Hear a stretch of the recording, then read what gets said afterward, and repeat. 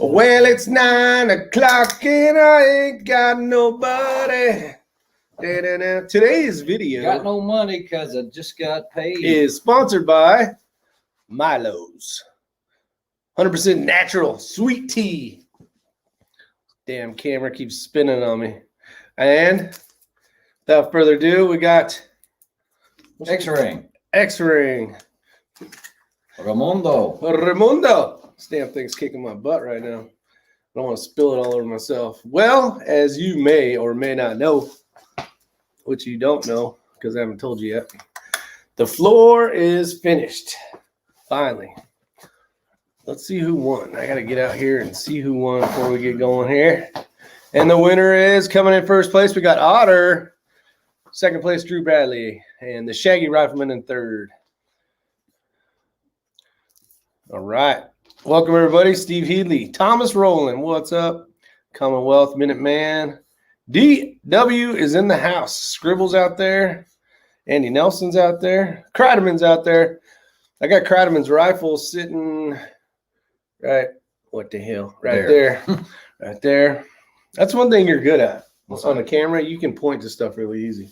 I don't know why. But James Smith. Red Raider reloading. Sick boys out there. Jerry Pocket. 45 auto. Ranger 10mm. Jerry Bear Tactical. And the other Tim Davis is out there. Who did I miss? Anybody? Whoa, the DFC. William Nas out there. Silver Fox is in the Silver house. Fox is in bed. He's in bed. Joaquin. Who else did I miss? Cameron's out there. And DFC. John Lovin. North Carolina here. Nice. John, salute. A little sweet tea. Then we got that nasty ass Diet Coke. It works. What's up, Robert Warren? Scrody McBoogerballs is out there. Mackie, Bad Billy 429. Ortiz. There's Ortiz. Joe Dowdy. John Jeffries. Brian T. Did I miss anybody? All right. We got some good topics today. I will say I'm super excited that the floor is done. About time. It actually looks pretty good. Yeah, it looks decent. Decent. It looks damn amazing. It looks good. Oh, there we go. See, never use a swivel chair to put your camera on. Well, I didn't see anything else in here. Well, I got a couple bean bags of it. All right. Thumbs up, folks. Drew Bradley says. Definitely appreciate it. Topic number one. Topic number one. Never loan out your chronograph. So that's all rumors. All rumors. You guys might recognize the magneto speed here, or what's left of it. So the story is, you guys know that I use lab radar. Hold on. And when you tell a story, you got to say once upon a time. Once upon a time ago, a friend of mine named Matt P. was P. borrowing my chronograph, and it was a regular light trap, and he shot it. And it center punched it. So we ended up going in together and getting a lab radar. Lab radar works great, no issues. But I won this at the Hornady PRC out in Utah. And honestly, for setup and just getting the velocities very quickly, especially when you're dealing with 22, the magneto speed, in my opinion, is my favorite. You know who we need to hit up? We need to hit up KB32. Because he does have an extra one. Yes. So anyway, long story short, I will say though, there's one thing that Kreiderman and Rick borrowed this, and it no longer works. Not just once, but multiple times. You see this little shiny thing right here? That's not supposed to be there. So I guess the offset was a little off because you can actually see where the bullet tracked all the way across the top and then goes off to the side. And so they have all rumors. This is completely ruined. It will not work. So if anybody knows where a V3 bayonet is, we might be able to hit up Malali, because these are completely out of stock everywhere. Yeah, unfortunately. So we are down a chronograph. Bad Billy's out there. He actually hit me up today and said Amazon was selling them, but not just this part, the whole thing. So he was keeping an eye out for me. Okay. Well, if anybody sees the bayonet runs about $179 or so for the V3 bayonet. Yeah, bayonet. Not the short one. So this is down. Yeah, need the V3 bayonet. If you guys see one of these, we're actually DW says to make a TV antenna out of it. We're gonna make this. We're gonna put this on the Actually, that's going to be on the wall wall. of shame. And they sell this without this part, without the strap system. The strap system didn't incur any damage. So as long as we can get the bayonet part and the sensor works, I think we're going to be okay on it. Yeah, but see, Ronald Wilson, I know it's just a scratch, but the problem is it will not read. Whenever you plug in the unit into this, it gives an error. What does that error say, Rick? Does not Something about connection does not connection failure. Chibal Seki, how you doing? Yeah, this is Abigail? not covered by warranty. This is this would be neglect. I know I'm not the first one to ever do that because those things are sold out. Yeah, he said, somebody said, Rick, is that libel? I can help you, and we'll own Ray on video. What's he talking about? No, Rick is the one that shot it, not me. Or is he talking about libel because I loaned it to you? And they weren't damaged in any way, shape, or form. Ray, I have your lawsuit all ready to go against those two numbskulls. Do you want to add count for intentional infliction of emotional distress? I am so emotionally distraught. I don't know what to do. Yeah, this will actually go on the wall of shame. We'll have our own wall of shame here. How's that? Mm-hmm. So, yeah, that'll actually work out well. So, in other news, let's talk about rimfire. Yeah. Let's talk about the Lapua. Let's talk about Lapua Performance Center. Jeez, I suck at this. This one. So you guys know we've been shooting the Hey, Voodoos, and Rick's got his Voodoo V22. And what I did was I went online with Lapua Performance Center. Okay, if you just look up Lapua and then look up Performance Center, they have two places in the United States where they do tunnel testing. One is in Ohio at Cardinal Shooting Facility, and the other one is in Arizona. So what you do is you go online, you read all the instructions, and you schedule either shipping your rifle to them for testing, or you can go in person and attend. I did not have any plans of going to Ohio anytime soon, so I scheduled to mail it in. Now, when I mailed it, they give you an email saying that they'll contact you within 24 hours. I did not get a follow-up email. I called them a couple times. It was really busy, especially with the holidays and everything. What up, Chico? I did get a return email. They said because of COVID and things like that, and the way things are going right now, I'd have to ship the rifle to Arizona. So I had to resubmit. Ortiz is in Arizona. What's up, Gamma Mill? Yeah, so I got it worked out with those guys. Ryan is who I dealt with. Super, super good guy. Now, he's not the one that normally runs it in Arizona. It's usually Devin. And they had great communication with the emails. I shipped the rifle arrived, and then they tested it. Now, what they do is they actually test your rifle at 50 meters and 100 meters. And what they will do is they want to know what kind of action you have, because they actually bolt this thing down to a concrete structure, concrete and steel, and they basically fire 20 round groups. So 20 round groups in a fixture with 8 different lots of Lapua ammo. Lapua. And you tell them what type of Lapua ammo you're shooting. In my case, I'm shooting Center X. I'm not going to be shooting Midas or anything like that. And hold on for just a moment. I think you guys will find this pretty interesting. Maybe not. Look at Elsters out there. What up, Chico Wise? Let me say hi to a few more. Thrill Rob.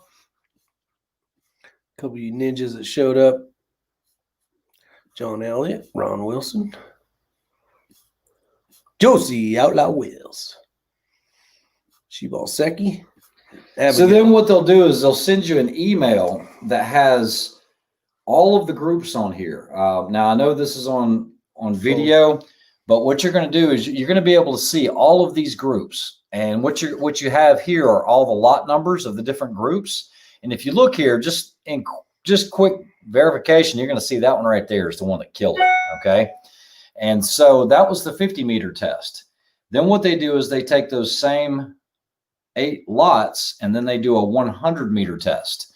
And you'll see the group dispersions, those 20 yard. What do you see right there? There's that same lot number at 100 meters. That group actually measured 31 millimeters in diameter. So what they do then is they email you back with the results and tell you what their recommendation is. You don't have to go with their recommendation. And there's 2 options now. They've actually changed it. Now, $45, great question. So he asked, since they are also the only distributors of Lapua and SK, do they also test SK? Unfortunately, not. They do not test SK. Let me get rid of this. Just take a road trip. What they said is basically the SK ammunition, while it is good, it is not made to the same standards as Lapua. So they don't test your rifle with SK. I actually asked them that because I wanted to have them test some SK long range. So with that being said, what they'll do then is you have to place a minimum order. Okay, it costs $50 to do the testing, but the minimum order is 5,000 rounds. Guys, I'm not gonna give it away too much, but guess what? You really can't find any ammunition right now. And I know it's a lot of money because it's going to cost you around $1,200. Good Lord, that's a lot of money. For a case of Midas, or excuse me, of Cinerex. But where else are you going to get it? Where else are you going to get it? Nowhere. Yeah. So, and the pricing is very, very, very good. It's probably cheaper than you're ever going to find it anywhere else. And it's the same lot number that's tuned to your rifle. I went ahead and got 25,000 rounds.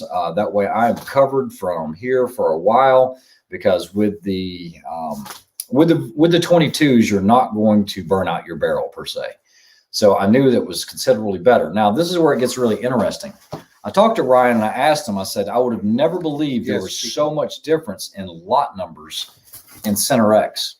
And this is straight from the source, guys. What he told me is every lot has a slight variance intentionally. What they will do is they might put a little more primer compound in one lot number. They might increase a little bit of a charge in another lot number.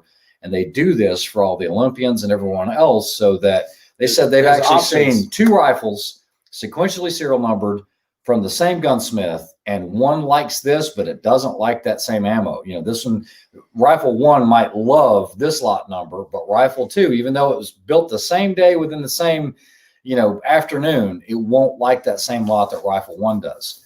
Yeah. And so they do this for the testing. It is well worth it, in my opinion. I don't want to inundate them with you guys sending in their rifles, but guess what?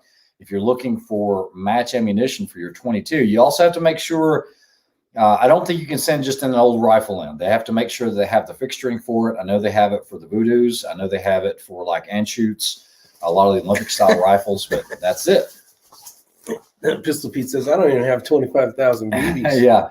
But I don't have to worry about it. I'm good to go, and we go to shoot a match. I know how it's going to shoot. What was that ammo that Kreiderman had? Okay, so I had a bunch of Ely Target.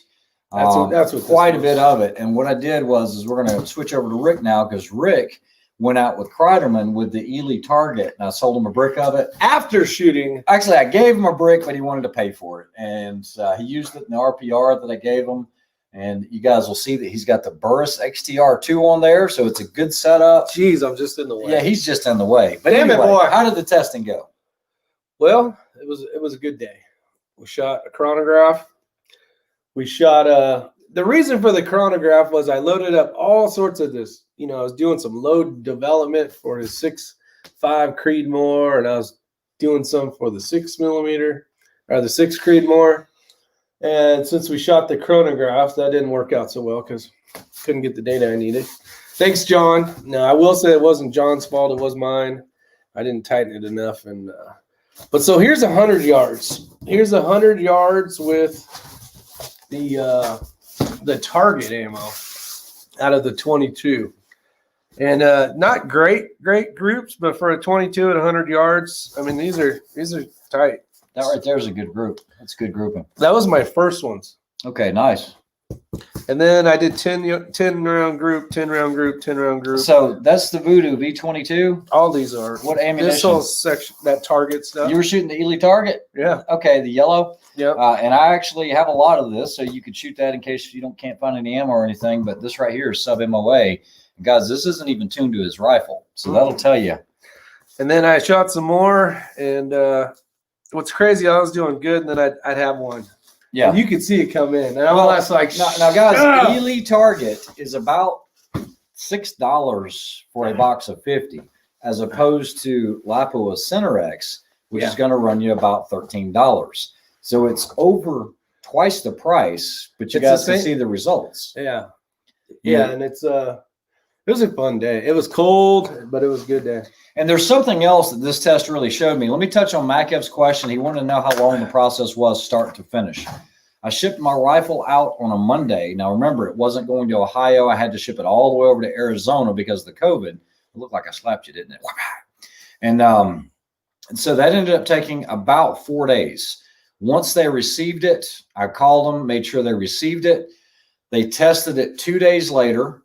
And well, that Monday, Tuesday, when I talked to Ryan, and then we got the order. As soon as they send you the results, you can't just sit on it, for days and days on end. You got to order. I went ahead and got the order in, took care of that, and it's already been shipped out. I should see it probably Tuesday of next week. So realistically, 2 weeks. That's what you're looking at, depending on their scheduling. And depending on holidays and all that other junk. Correct. And when I had talked to those guys, Devin actually told me, because you don't want this really getting caught up in the Christmas traffic of shipping and everything else. He said, so if I can have it early, this was last week, he goes, then we can get it done and tested and shipped back out on Thursday. And I can't say enough good things about Ryan. Those guys had a great communication. I've probably got about 30 emails back and forth just talking about different things. Well, might be doing some collaboration stuff with Lapua, because Lapua also owns Burger as well as SK. There's also a fourth one in there. So I might be doing some stuff with them next year. Joaquin, the rifle goes in a basically like a vice slash what's the word? Jig. Okay, I'm trying to get to this question. I need a 5.56 by 45 cartridge that pushes 115 grainers at 1,200 feet per second, or 12,000 feet per second. That's smoking. Okay. I don't know of anything that's going to push 12,000 feet per second. There might be a rail. There's either a 0 that shouldn't be there or a 1 that shouldn't be there. Yeah. Or something. That's not possible. And Ramsey Country, I'm glad you're in here, because I want to discuss some things with you, because I have something else coming. We got some. So this is some good news. I don't know. I'm interested in seeing. So you guys know that I've been, I started off with the 6.5 Creedmoor, which I still think is a great, great cartridge. I'll never get rid of that cartridge, and it's nice to have the AI, because I can just drop in that barrel once my 6 Creedmoor burns out. Yeah. However, I have a one-off coming. It's never been done before by a company. I'll do a video on it later. By that company. Yeah. It's never been done before. But I actually have okay, so this is the question. I just saw it right here. Any updates with Proof? Okay, Proof has been working with me very, very well. We have come up to an agreement to do some things, and what we're going to do is on the Proof conviction, they have decided to give the option of doing a one-off. And what that is going to be is it is going to be a new Defiance Ruckus action. Because the Ruckus, yeah, Ruckus. Don't. Yeah, I like saying. I don't know how much I can talk about the Ruckus. Damn kids, but all I can say is the Defiance Ruckus action is actually going to be an option on some of the Proof factory rifles now. Damn Ruckus. So now that that's out of the bag, I'm going to go ahead and say it. I have a 6 Dasher barrel coming from Proof for the AI. It's the only one that's ever been done, ever. So see Mackie, if he wants to beat me after Yemisi. Oh, I got you. 12,000 feet per second sounds like it'll burn your barrel just a little bit. It's just milk. Yeah. So so Ramsey Country, I really was going to go 6BR on my next build, and I think I'm going to go Dasher. I really do. So what I did tonight is I went ahead and ordered the Burger hybrids. I've got the 105s coming in. I know a lot of guys are still shooting, the 115 DTACs in the 6 Dasher. There's quite a few guys doing it, but it seems like by far the Burger 105 hybrid is the way to go. I know some guys are shooting the 108, 109s, but 105 seems to be the way to go. Varget, I also ordered brass. You guys know that you can get brass now that's from the factory, not Lapua, but you can get it Peterson from, no, it starts with an A. I ordered it from Altus, but the name of the company is Alpha Munitions, I believe. and Alpha Munitions does 6-dasher. So I'm going to head and order dies. I've got tons of Varget. I've got the bullets using the CCI 450 primer. Yeah, I think we're good to go. that'll be good. Just got a I'm staying with bat 6 action to put on a 7mm. Yep, Ramsey Country says Alpha. That's it, Alpha. So I got who got a bat action? A bat. I know who Country. got it. Oh, Ramsey did. That's what that guy applied ballistics. So, Macav, I don't know if you guys read the latest update on this practice core, but this NRL 22X match that we're shooting, if you haven't seen it, this is a very limited amount of shooters. We are very blessed that we got in on this. I think they're only going to have, I think they've capped it at 25 competitors. That's it? I think they had to make some type of provision because of COVID that we couldn't be close to each other. So they had to make the squads really small. There's a piece of plexiglass right here. Yeah, you just can't see it. See, look. So anyway, but there's 25 shooters and there's a $10,000 prize table. Now, this is the kicker.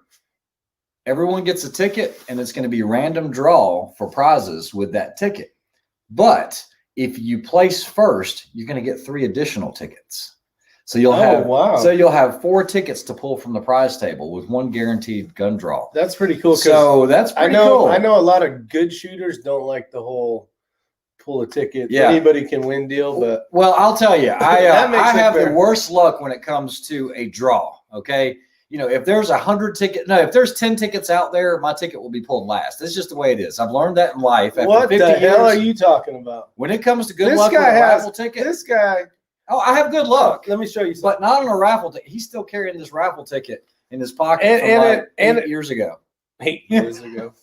So this was a raffle ticket for Gunny Claws.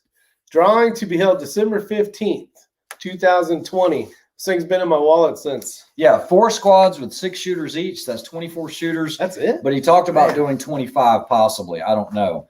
6-dasher and 6 VR is very proven. Bench rest and PRS for 700 yards or less. So, Todd, you say 700 or less, but I do know that when we were at the Hornady match, a lot of the pros were pushing those out to 1,300. They had no issues with it. Shooting the dashers and the BRs. Now, I know that's going to come to skill set, but I think it's definitely capable of it. I think 700 yards is actually kind of not giving it enough credit where credit's due, because typically you're going to be pushing 2,900 plus feet per second. With that, I don't know where 1,700 yards. No, I mean, he put 700. He just forgot a 1. Yeah, that's Man, that's pretty good. Yeah, I've read some of the stages. They're kind of unique. There's right there's the answer. That's what I was saying. X-Ring has a gold horseshoe strapped to his back. Well, it gets a little uncomfortable sometimes, but no. Not saying it can't go 1,000, but it's known for 600-yard BR rifle shooting. Todd, and that's a good point for sure, but I do know for a fact that a lot of those dasher guys, they have no problems 1,000 and in. The TS-12. Hey, X-Ring, saw your video on the TS-12. I've seen bullpup shotguns before, but I've never seen a semi-auto one. I've heard of reloading. There's actually quite a few semi-autos, guys. I think the other one was like a DP-12. I've got one of those I need to review. It was a piece of junk, hunk of junk, so I've never reviewed it. I think that's the name of it. I don't want to slight them if that's the case. And I had a Kel-Tec. Guys, that video was originally supposed to be a side-by-side comparison. And the more I did the video, the more I realized how that was not a fair comparison. That deserves a get on the screen. You know what? Maybe that's a good idea for my next tattoo is I'll put a horseshoe or something.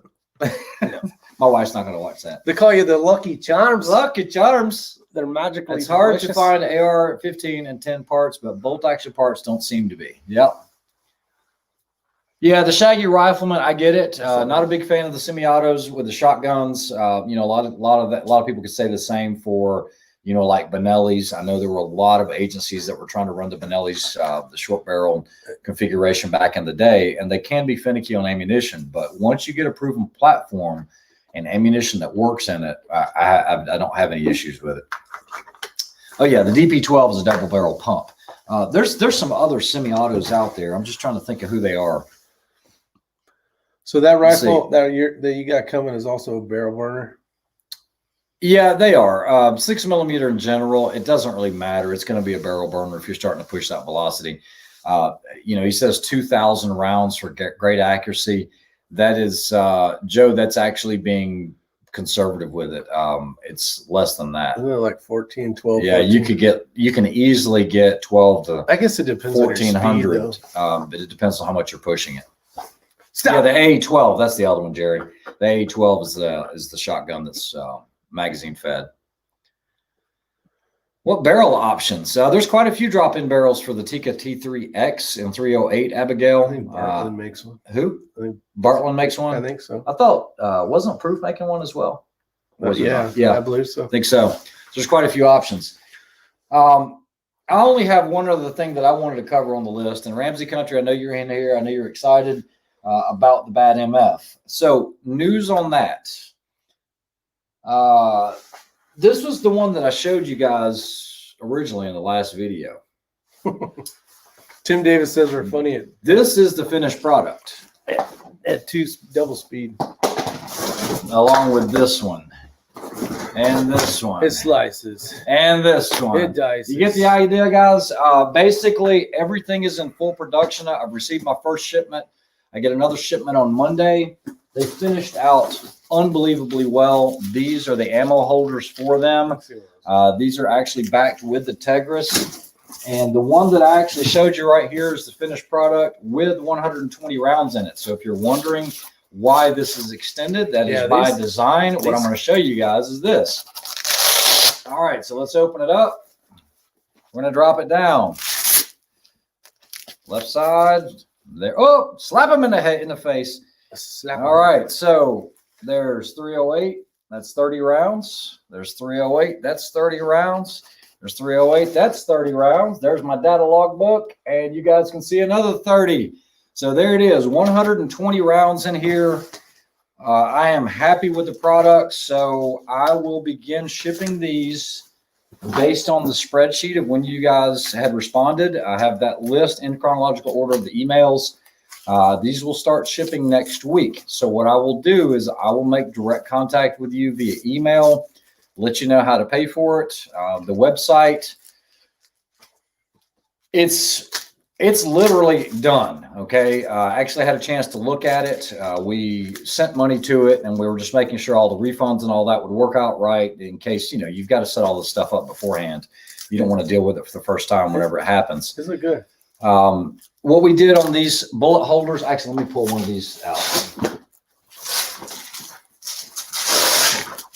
Yeah, having that backing is really okay. good. So there was one thing that got me just a little bit. And if you look, the very end, you're going to see it's not going to be 100% perfect. You might see a slight tilt. I'm going to exaggerate it here.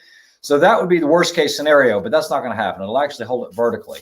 But I actually went with a mil-spec nylon here for the tip protectors instead of an elastic. And because I didn't do the elastic, there's enough tension on this corner that it could make that one sit a little funny. But hey, guys, it is what it is. Like I said, this is all mil-spec, all 100% made in the USA materials.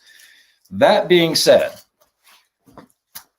this is kind of special. For those of you that ordered multicam, it is not multicam. It's actually Scorpion OCP, which, if you know what that is actually owned by the U.S. Army. Okay, it is their color, if you will, their camouflage pattern. It's very similar to multicam. You visually can't tell a difference. It'll actually have just a little more green to it.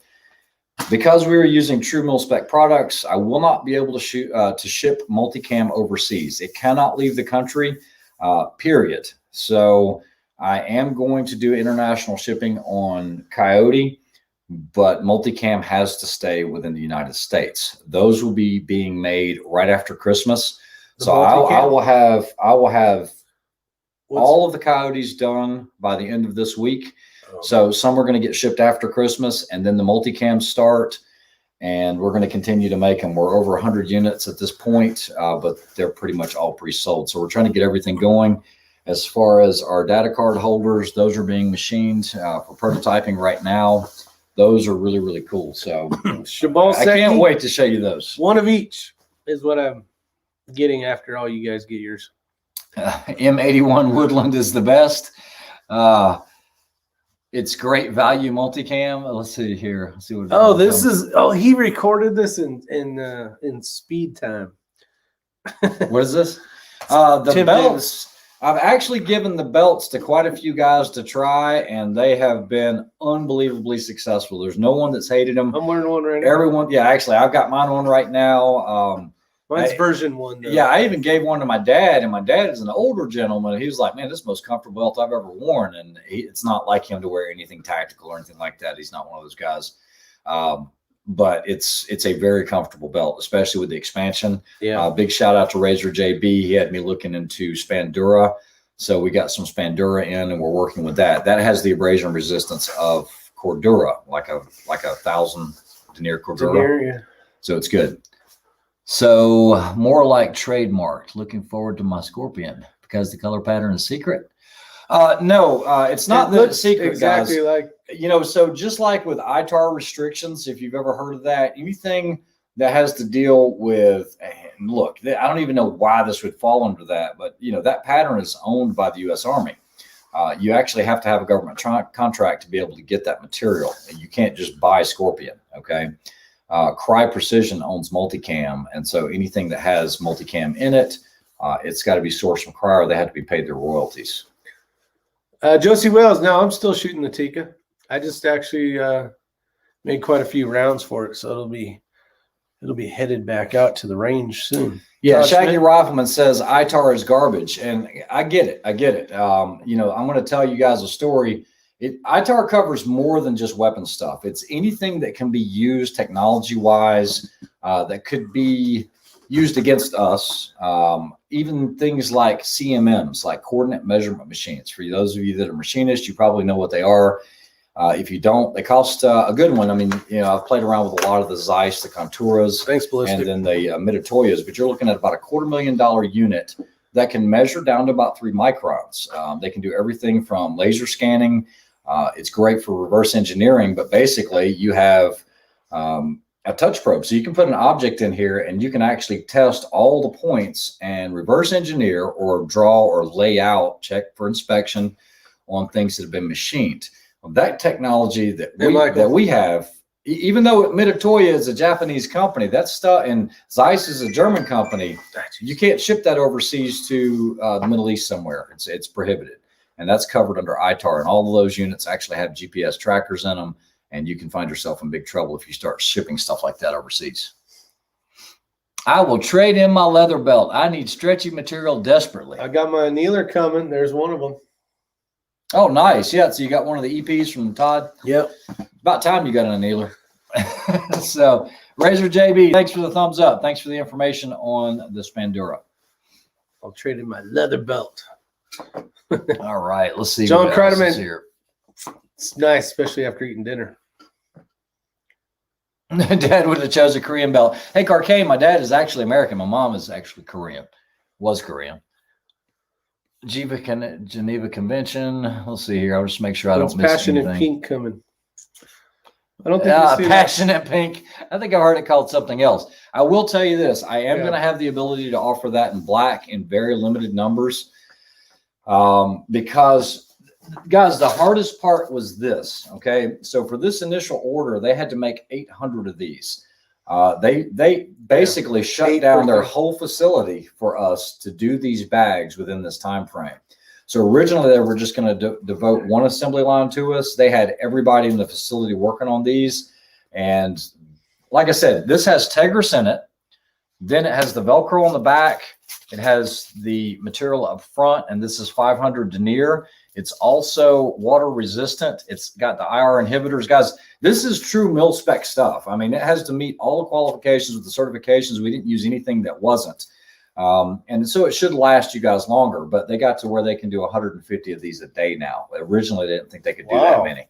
So yeah, so this is really, really good because you guys are really the only ones that have heard of this. I haven't marketed this. I did just on my channel and on Rick's channel is the only place we've talked about it. Pistol Pizza's USPS is shut down. Nothing is moving. Yeah, we're going to have a couple of different options on shipping. everything from the parcel, USPS to UPS. UPS is who I've always dealt with. So we'll see.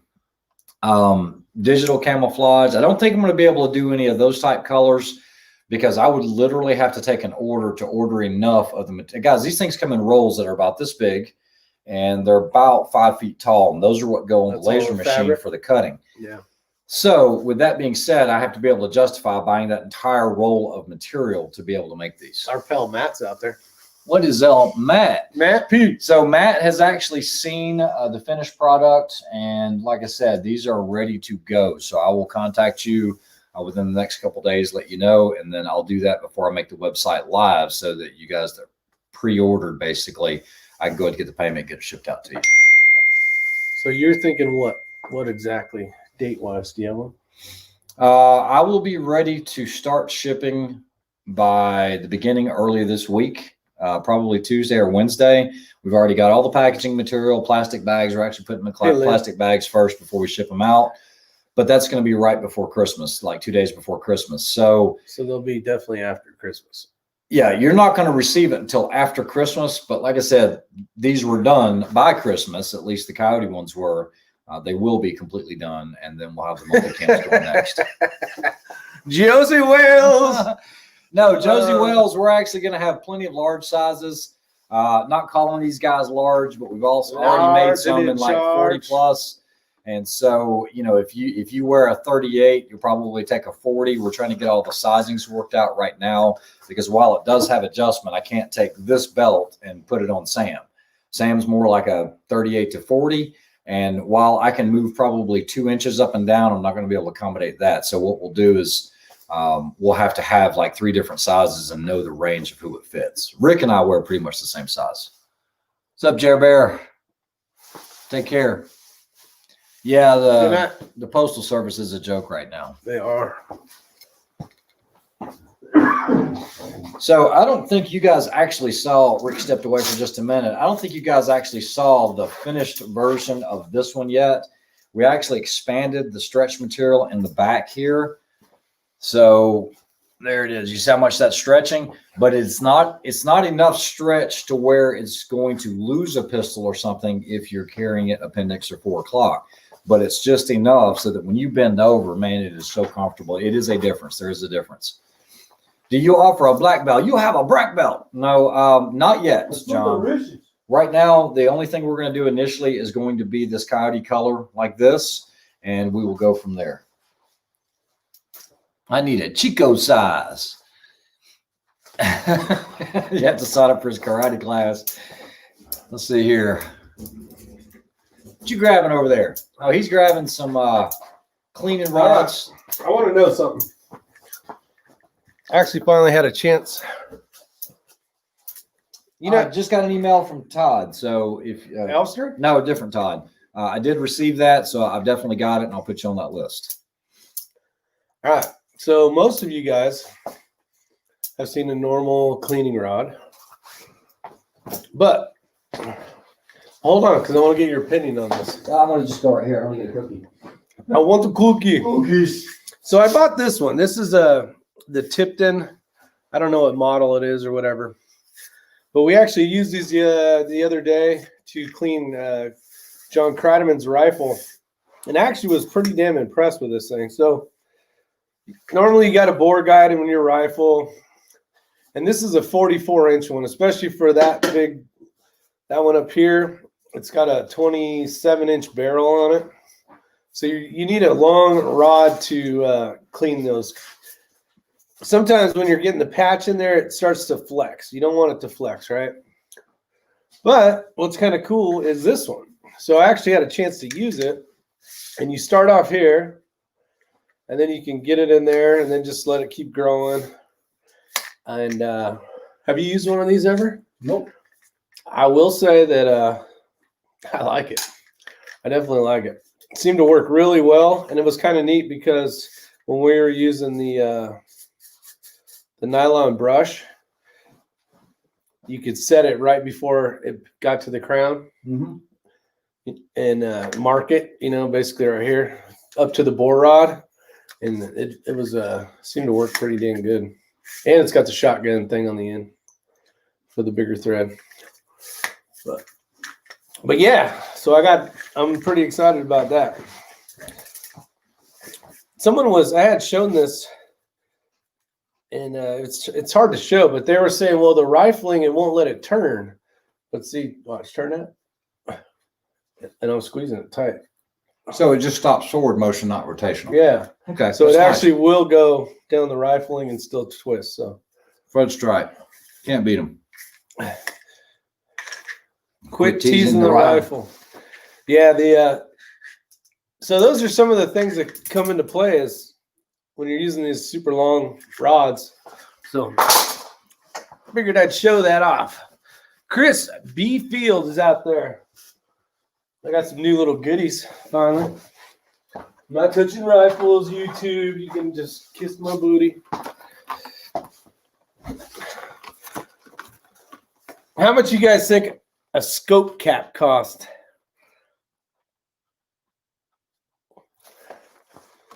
Well, they're expensive, very expensive, especially that big one over there. Yeah, 56. This one. I think I paid $24 for my first one of these. Yeah, I got them on the internet for $19, but I was like, this is out of control. Because the other ones are so much cheaper. They're like a third the cost. And this thing here, you need to make these.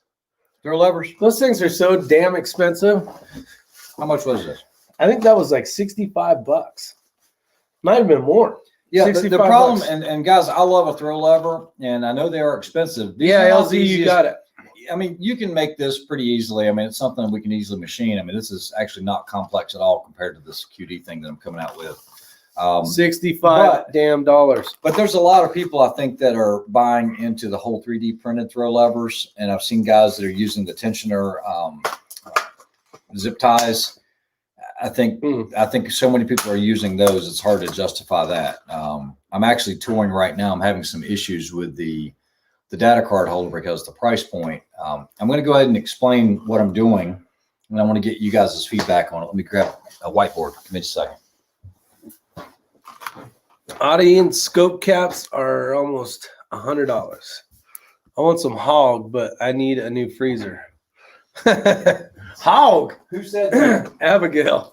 All right, so hey, this is a great story. Silver Fox, are you in bed? He's probably still watching. I don't know.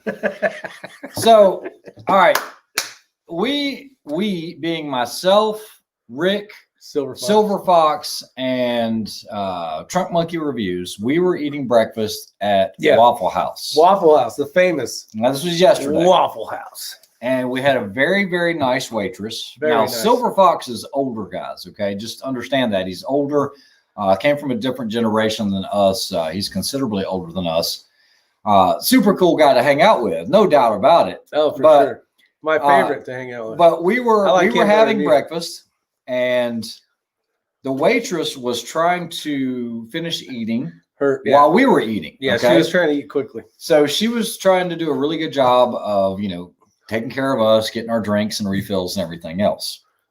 So now I'm going to let Rick tell this end of it. All right, so it's the walls over here to the window, and Ray's over here, and Trunk Monkey Reviews, and Silver Fox is in my, we're in the same seat thing, and he says, what does he say? He says,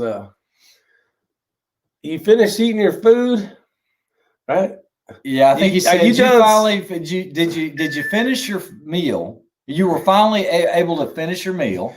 Oh, look. Oh, no. Oh, yeah. And he says something about, well, that's good, swapping the hog. No, slopping the hogs. Slopping the hogs. Now, I thought, to be fair, everybody, now Silver Fox said, he said, this is what and I quote, he said, you guys heard what you wanted to hear. But I know all three of us, we heard it, with the exception of Silver Fox. Wait, and another guy with a hat on. There was some other guy that was in there. He turned his head and looked. He's like, what did he say to that waitress? Because it sounded like, what did it sound like? It just sounded like you eating like a damn hog. Yeah. or something. So he I guess he was like, I didn't say anything wrong. I was like, Pops.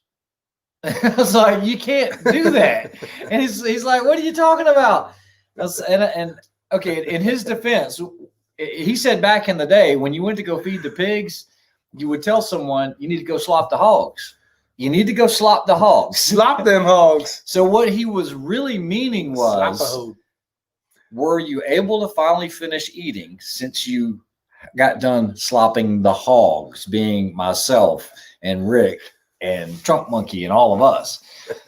But that's not what it sounded like. It was funny. Funniest thing. It was like, check, please. Yep. We're out of here. What you doing with that thing? All right. So I did get the chalkboard. Here. Oh, no, I got the whiteboard. We're playing tic-tac-toe. No. Riding the wave. What's going on? Awful house. I don't want to show them the drawings, but yeah, horrible, huh? Riding the wave. Oh shit. That's probably Silver Fox right there saying, what the hell? Nope. There's a call at the fire station. I'll be right there in 3,000 miles. Red Redder says, supposed to be delivered next week before Christmas. What is? Where's the chalkboard? I don't know. Maybe he's talking about your thing. Yeah, sorry. Todd Schmidt. Not all things work out. What do you think about the Kestrel 2700? I have not tried the 2700. Have you tried the 2700? No? I have not. I think Switchview makes the scope levers for Vortex. Not as expensive as Tin Brack scope covers. I wonder if class is about to here begin tonight. I don't know if he's on here. Old Trunk Monkey. I didn't see him on here yet. He never comments. Ortiz, those are my cookies. This guy's just eating them all. No, Dollar General. They're like $1.99 or something. There's like maybe $1 actually. Yeah, you didn't even get like the Keebler. Hey, don't complain. Your ass has been I've been eating swapping the hogs. Slopping the hogs over there. You damn hog slapper. Okay, I guess I didn't really need this for this. But okay, so this is the deal. On a data card holder, whether you're using a Hawk Hill or something like that, like I said, I wanted something premium. You say Hog Hill? So what I designed was a ring that looks like this, okay? And it is going to be split in the middle. I actually have 2 screws that go into this, and then this right here is going to be the QD attach point. So you can run it left side or you can run it right side of the scope, depending on if you're left-handed or right-handed. Now, once you do that, now you're going to be able to take the data card and you will be able to plug it straight in to the side of this ring. This ring, the way I've designed it, I actually have aluminum inserts. So without any aluminum inserts, it will, and they're captive. I have 35 millimeter, 34 millimeter, and 30 millimeter. So the kit will comprise of everything you need to fit any single rifle up here. Okay. Wouldn't matter if it's a 30 millimeter. It's not going to handle 1 inch, but there's no 1 inches on here. It's a very small engagement ring. Yeah. I just need to draw the diamond on here. It will be made out of aluminum, machined aluminum. It is going to be wire EDM. It's going to be right. And I've also because there's going to be a dummy out there, not you guys, but there's going to be some dummy out there. There was somebody talking about being liable earlier. I've actually incorporated a little post inside of this QD so that you cannot put a standard QD into the side of this and basically have somebody take their sling and sling it to the side of their scope and bend their tube and say it was my fault. So I'm going to show you guys this right here. These are the actual drawings. And here we let me lock the screen so it doesn't rotate. What is it? What the hell? Okay. So I want you guys to tell me what you think of this. You guys are seeing it first. I remember everything I'm showing you at this point has already been patented. But you see the ring there? That will be it's a different design. The one I just drew is actually the right one. This ring, I had to change this up a little bit, but this is a QD button right here. So that's the data card. The data card looks very similar in the joint mechanism because that's a common joint mechanism to like a Hawk Hill. Let me show you this other one right here. Aluminum conservative sniper hunter. Yes, it is going to be aluminum. And here is the other view of the drawing. Okay. Now, what you need to realize with this is no DW. I can just press the button and use the backside as well. So if it's on the side of the rifle, I have one data card here, but I can have one on the backside that's upside down. So if I need to, I can just push the button, rotate it down, and I'll have a second data card that I can work with. You can still articulate it, fold it, do everything that you can do. I have one sitting over there if you need it. Oh, you do have one? Mm-hmm. Yeah. Can you grab that? Nope. It'd be great. Nope. There's a lot of joints that are different in this. This is different than a Hawk Hill, so I don't want anybody to say, "Oh, you just ripped off that same hinge design." Not even close. It's not even close. So, guys, this is a high-end competitor's data card, and it's a great one. I use this one. You can push it away from you. You can pull it towards you when you're folding it. You can read the data card up and this way, but I can't get to this backside. Okay, right here. But if you had a data card here, now what you could do is on mine is you can flip it up and see that one too by just pressing that button. The other thing is I don't have a Picatinny that takes me a long time to unscrew off of this. This also doesn't attach to a ring. They do have a mount that goes to a spur that you can directly connect it to a spur. Yeah, but you have to. But not everybody can spend $400 on a spur mounts to integrate that into it. So I think this is going to be really versatile going from rifle to rifle to rifle. I will sell this part individually as well. Right now, the price point on this is going to have to be about $140-ish, okay? Because we are machining everything. We are coating everything. It's done right. It's just what it is. But it does accommodate any rifle that doesn't have real estate for a data card. It will also come with an M-lock, and the M-lock, if you have a rifle that already has an M-lock slot, you can put that QD in there and it will rotate every 45 degrees. So it'll stay in position. Looks good, X-Ring, if you can take a few bumps and holds up. Oh, no, it'll be able to take some bumps, no doubt about it. You can hit it, slap it around, slap it in the hog. You can slap your hog with it. Yeah, because that's the thing. It's virtually this design, but it has a little more features to it, a rotational. But you can slap this, you can hit it. I mean, these are solid, guys. I mean, they did a good job with this one. I have no complaints against the Hawk Hill. I will continue to use it until mine comes out. Yeah, sounds low price for wire EDM time. That's true, Drew. But you have to remember, I mean, the Aggie Charmets, I've got access to those, and it's still probably the cheapest thing you can get in precision long range shooting. Yeah, it is. And guys, remember, this is tailored for somebody that wants that finished look. There's nothing wrong with a 3D printed one like he's got on the MDT. But if you looked at that rifle, the Skittles rifle, whoa. If I had you look at it and say what doesn't fit, or what doesn't belong, that would be the thing that doesn't belong, because it looks. You got a complete custom rifle build, and shut your ass. No, it's a complete custom rifle build with a custom taper, with a custom paint job. You got this 3D printed with nasty looking lines all over it, data card holder. And I like my stuff to look right.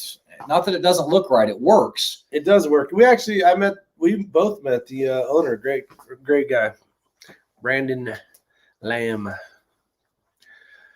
We've got Elmo. Look like Shaggy. Yeah. Okay. So exactly. That's what I was saying, Shaggy. Okay. So you guys aren't going to get the backstory to this, but Shaggy's working on a design on something on his own. And in full disclosure, he was sharing some stuff with me. I was like, hey, I'm already designing something. You just need to be aware of it before we start talking, because I don't want you to think that, I'm kind of taking your design or anything. And I said, honestly, they're two different type of QDs. So it'll be okay. Yeah. So HRM weapons machinist. I'm actually using Swiss lathes, and I'm also using the 5th axis. That's the only way you can do that and really do it and make it so that people can afford it. So I'm using the wire EDM, Swiss, and then also a 5th axis on that. Well, Josie Wales, that's kind of funny you say that, but that was the reason why that whole trip that we went on there's the reason that whole is the reason that whole give me one of them. Yes. Yeah. So ideas and what's the other word? Ideas and laws are written because of either somebody did something wrong or, you know, it's kind of like stop signs. Go ahead. A stop sign is basically was probably put there because either A, there was a wreck and killed somebody, or so when we went out to this match, we were having all kind of issues, and so the data card. I have more information on this, guys. We are not going. Hold on for just a moment. Let me grab it. Now you should have kept that. You could have used that as your little. We went into Dollar General, I think is what it was, or Family Dollar, or one of those, and we needed something to write on, and so we bought these super cheap little boards that basically we were taped to the back because they weren't working. So, guys, you know, this was the data card that I came up with, and it's actually worked for the last couple matches. This is the one that I've shown you guys before that has the Tegris on the back. Believe it, guys, Sam. You guys have met Sam with Trunk Monkey Reviews. We have searched high and low throughout. We've scoured the earth for you guys. I was not happy with this, okay? And the reason I wasn't happy with this, even though it works well, is we've been testing these in freezing temperatures. And when you start flexing and bending and everything else, what happens is, regardless, and I don't care what you say, what kind of epoxy, what kind of glue, what happens is you start to get delamination here. You see that? And I'm not going to sell a product like that. We actually sourced a plastics company that is making, you guys see these 3D card, these 30 mil cards? We're actually making one solid piece laminated this size. So it's completely weatherproof. You don't have to worry about anything delaminating. It's got enough rigidity to be able to write on it. You can still slap it on the tripod. So we've really been trying to make great products for you guys. Before we release everything, even the pins, you know, the Statler pins. We've ordered a boatload of those. We've got over 1,000 of these data cards. And so we'll offer little small kits. Why don't you just hold on to that? Here. No, you're going to want it. So we're going to have all of that stuff on the website. So not everybody's going to need that. Just like, I do want to show you guys this. Now, these are Airsoft,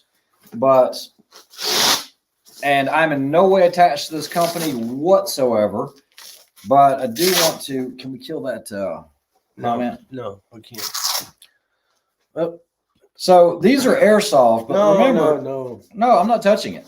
These are Airsoft guns, but you remember I told you these are hold pistols and things? These are Airsoft Trainers, but I had ordered from Crossbreed. He does the Velcro, and this is a high quality. I mean, guys, that is a thick piece of leather. That's more than 1/4 inch right there in thickness. It's very rigid. And so even on this Bad MF, you can put that in here. And this one was custom done for I've got an Airsoft that's a 365 with a Streamlight light on it, or laser. And so it fits perfectly. This other one here is for a Glock like 17, 19. And these were only, I think, $30-something. And so if you wanted to use this as a spare EDC bag or something like that, you could, but that goes inside of here. You can make a pouch out of this. Not that you would use it for that, but you could. Definitely. At least have the option. The question, any suggestions on a stiff magnification ring on a scope? Yeah, there's quite a few companies that do these rings specific to your manufacturer. The ones that are really tough to get a throw lever for, because there's quite a few that are really tough. So yeah, it depends on your scope, the manufacturer. You just have to look it up. I think if you check up MK Machining, I think they do quite a bit as well. That's what I remember. That's what I do. Isn't 1 inch also standard tube diameter for Imperial versus the 30 millimeter? You're not offering. Drew, I am not doing a 1 inch. No, sir. I have not seen any 1 inch in any type of competition for PRS or even for rimfire. It's not a standard. Even the Diamondback guys, I grew up with a 1 inch ring. I mean, everybody had 1 inches back then. This one, but now you don't see that. It's 30, 34, and 35. Even 30s. That's a 30 there, and that's a $399 Diamondback. You know, you're cutting out so much light, just making that smaller tube. You know, the guy that is running, and I don't want this to sound the wrong way, but this is a premium data card holder, and this isn't going to be for that type of scope technically. Okay.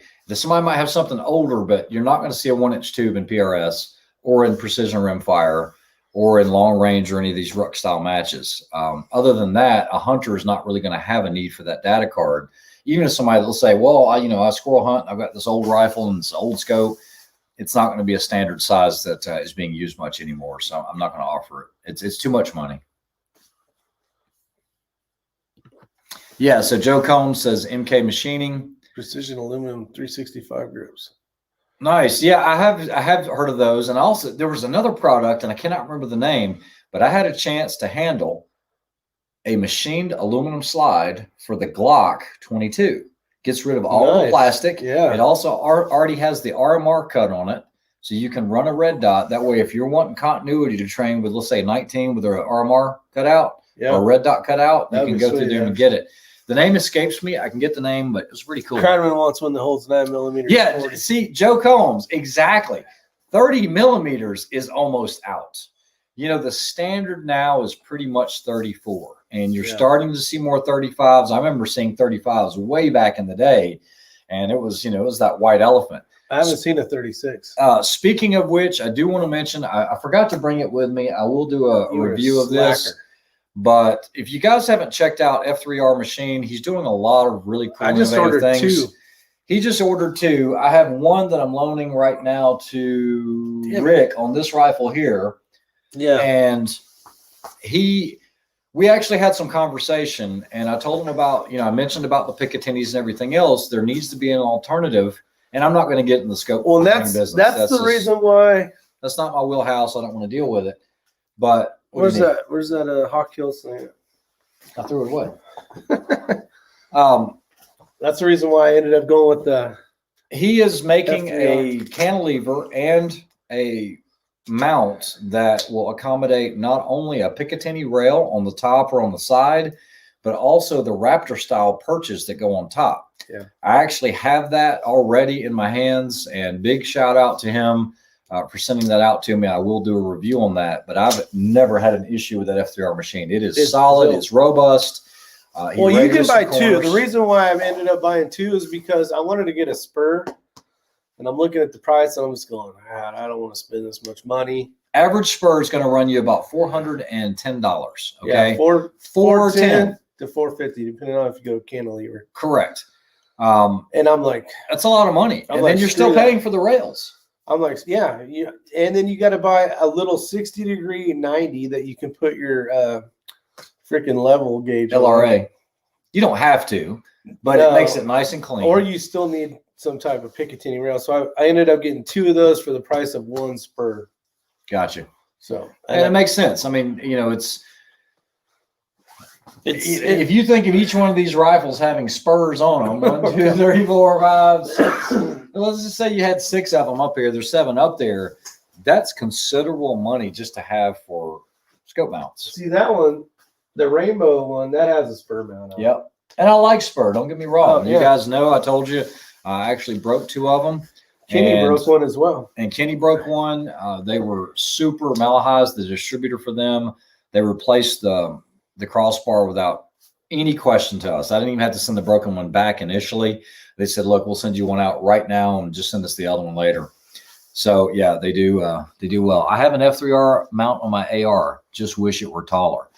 So 45 yeah, they don't have the options like Spur does. I mean, you can get everything from 1.25 inches, 1.5 inches. You can get it in 10 MOA, blah, blah, blah, blah, blah. I'll tell you how specific Spur gets.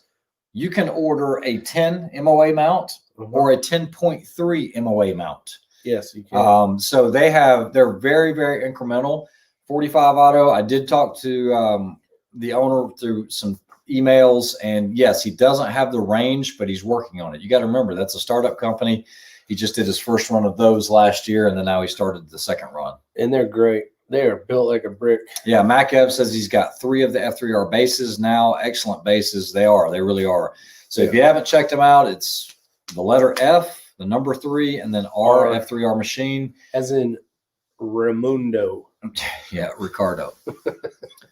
Any specs on the mount? Gamma Mill, I don't have the specs. I think they might be up on his website at this point. I hate I don't have it. Yeah, maybe so. Specs go ahead and talk and I'll. No, so I was like, what does it do?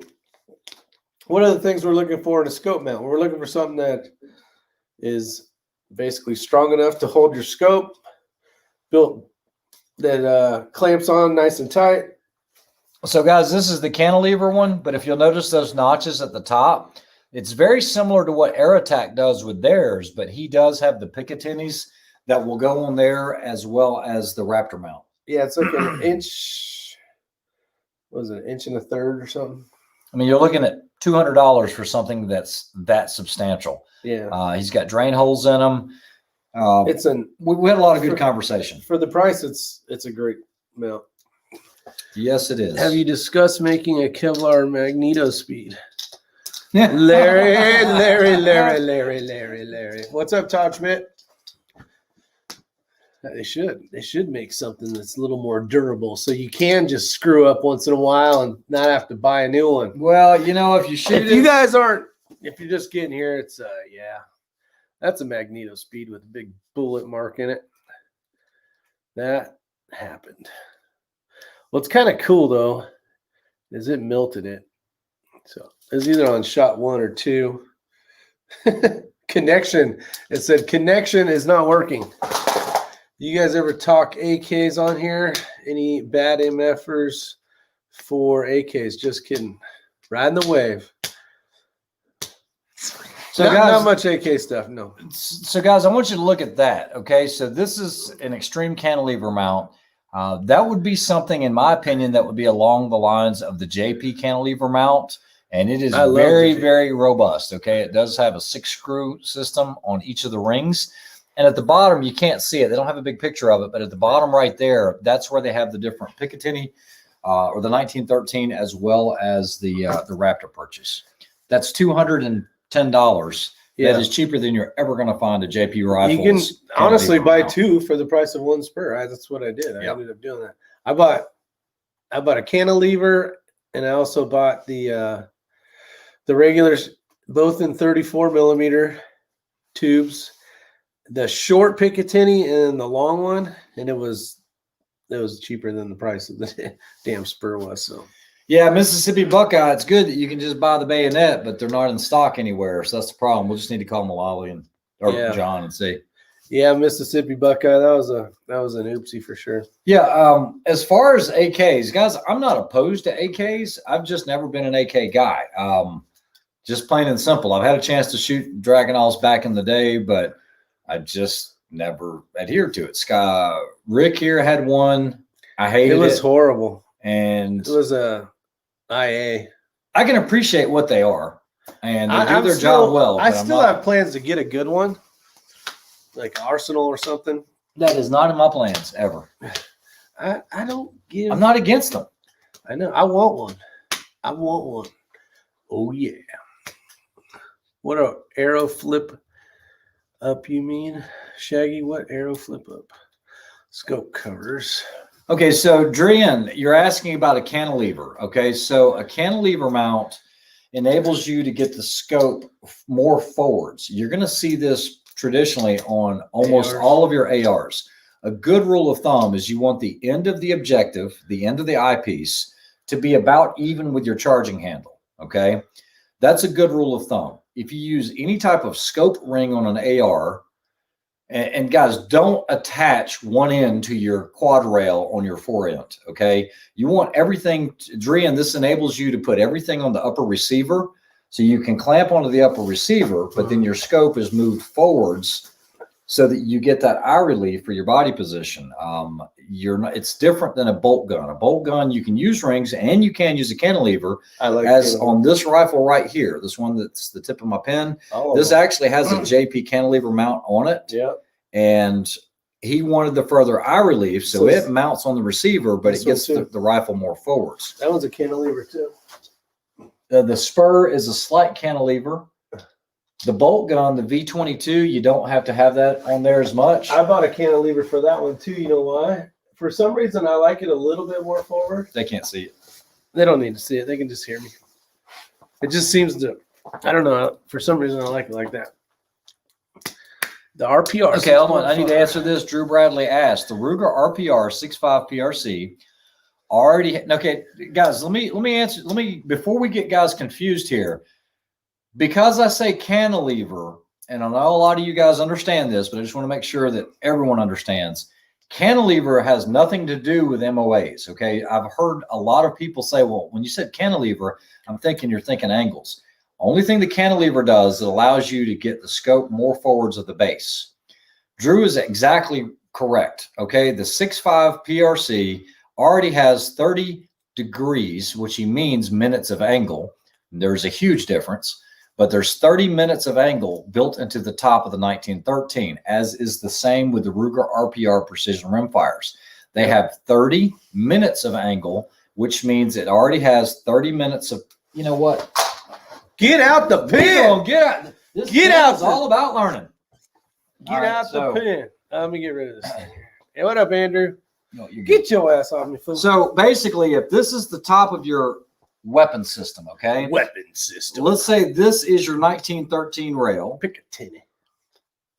What we are doing is we are adding 30 minutes to the rear. This is going to be the front of the gun. This is the stock or the rear of the gun. We'll put rear and we'll put front. What we're doing is we're putting 30 minutes of angle. So now, instead of being a 0 MOA base is what they call it.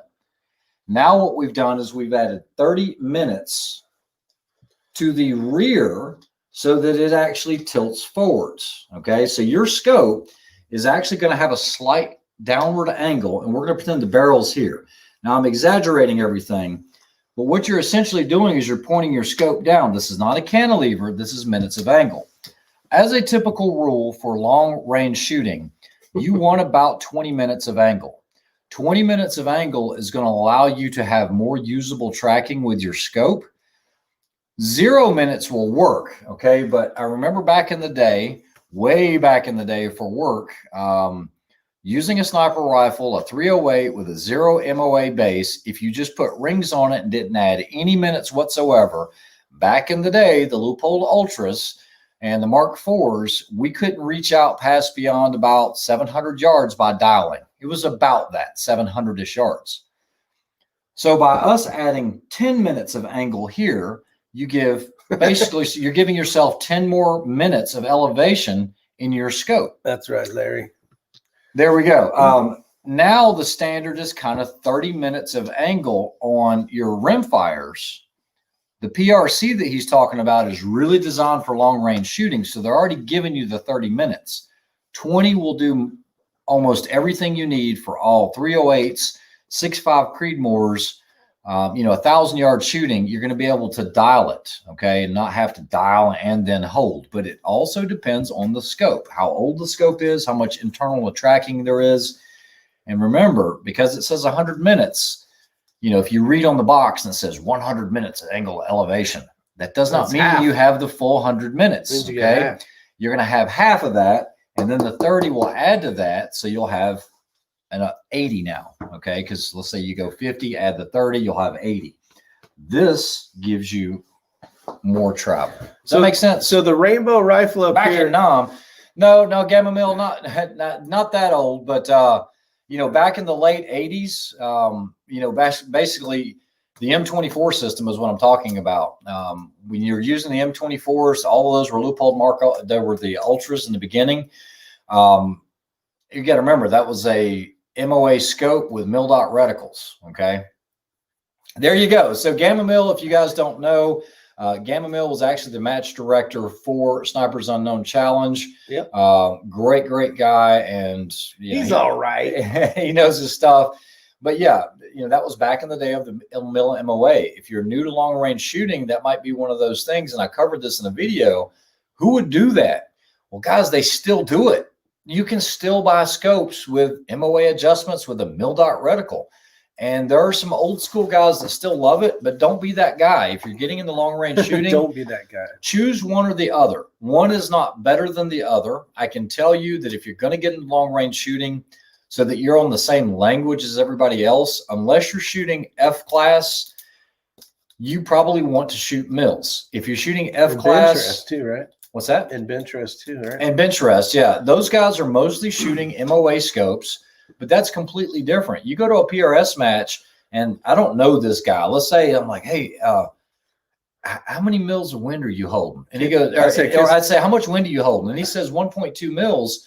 Well, you better do some math, because now you're going to have to convert that over. Almost everyone is shooting mils now.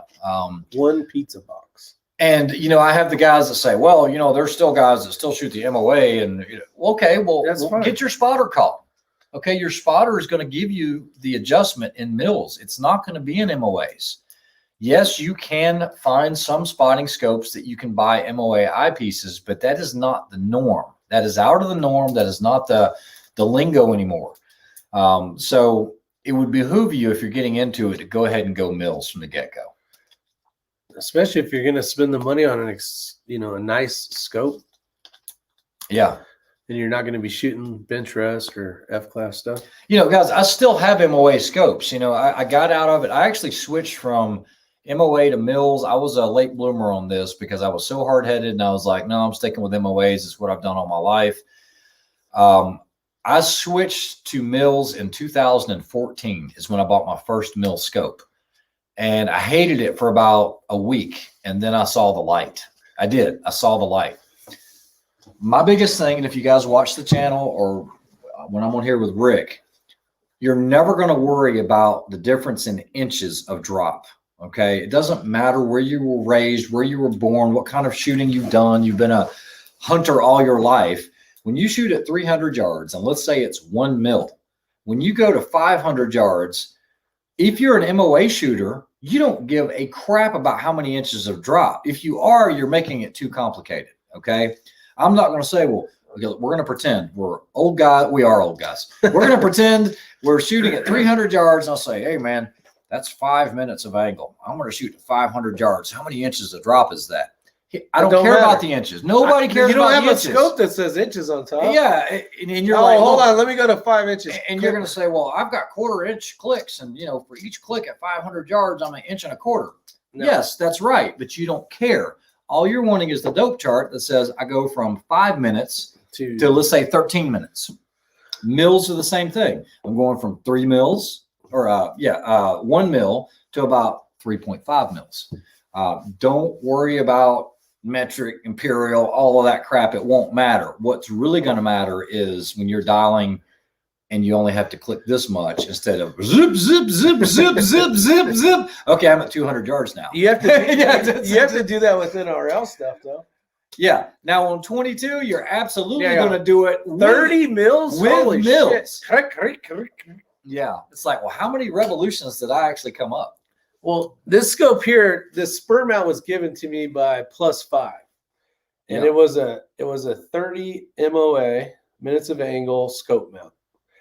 And I was worried because when I ordered it, it came with 20 MOA on the actual rifle. So now I'm looking at 50 MOA. 50 minutes. And I'm like, damn it, Ray. I don't know if this is going to work, but I really needed that scope mount to work. And luckily, I don't know if it's because it's a great scope up there. No, it will work. It will work. We ran 50. Oh, it works. Minutes. I use it all the time. Yeah, we ran 50 minutes, but the problem is he's already at the extreme top at close range. Yep. So the problem is I don't know if you guys know this, but when you look through a scope, it's really meant to be looking through the center. The closer to the edges you go, the more you can start to have errors. Yeah. Okay. It's just like working off of a red dot. Yes, a red dot will move and you can have it anywhere in the viewfinder, but the closer to those outer extremes that you get, that's when you can start having more error. This is where parallax and all that really starts to play. So 50 minutes would not be my recommendation unless you're shooting really, really, really long range, because you could be working in an area of the scope up close. Let's say he's shooting all the time at 100 yards. He's working off the very top. Sometimes you can get a dark brow line up there because it is so high. I noticed yesterday when we shot. Yep. The mirage was just horrible. I mean, it was like bad at 100 yards. So I'm thinking, I wonder if this is part of that. If that's messing with it as well. What do we got going here? I heard, I saw something about Creedmoor. Does the Vortex 6.5 mean it's for shooting 6.5 Creedmoor? No, it's 6.5 power. It's 6.5 power. No, what are we talking about? What's the 6.5? Vortex is your Vortex Razor is a 4.5 to 27. Correct. Yeah. I missed that. Dev class, I just throw the scope in the trash and run irons. Best experience of my life. That's right. Okay. We new actually Vortex shot. Remember when we shot? I guess there's a new scope. So this is something new to me. The Vortex 6.5 the other day. So maybe it is a scope. Oh, that's maybe it's all set up. Maybe it's got the BDCs in it. I have no idea. That's Oh, news. I wouldn't want that. I do have a new scope to review. It's unopened. It's in the box. It is the new Vortex Strike Eagle. It's the one that's the 6.5 to 20 or whatever. It's probably the one he's talking about. No, I don't know. It might be, but they make it in Mills and MOA. The one that I've got is actually an MOA. That's I didn't order it. Okay, it's sent to me. So whatever. Damn it. Yeah, and see, What's up, Joe? Vortex did announce they are coming out with a new cartridge, so it's another one. They're getting into the cartridge game, the 6.5 BC. So now you're really going to be screwed. You're going to say, "Hey, how low was I?" And you're going to be all, figure it out. You got your cartridge. You got your own funky thing you got to deal with on your scope. The Athlon. I would like to try the Athlon Cameron. I did look at some online. We did see them. Weren't they the main sponsor? Yes, they were. The main sponsor. No, it was Arkin. Oh, Arkin. Arkin was the main sponsor. Larry Fulton. So, Drian, good question. If you have any questions like that, if I can draw it and make sense out of it, I'll let you know. I'll try to answer it as best I can. But for most intent and purposes, guys, 20 minutes of angle is going to be all you're going to need.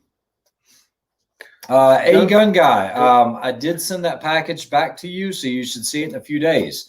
If Mike STI is on here, your package is on the way, as well as Charles Tiffy. Yours is on the way as well. I just know stuff is going to get caught up in all this postal service crap, but it is on the way. Between Christmas and COVID? Oh, yeah. It's going to suck. Whoa.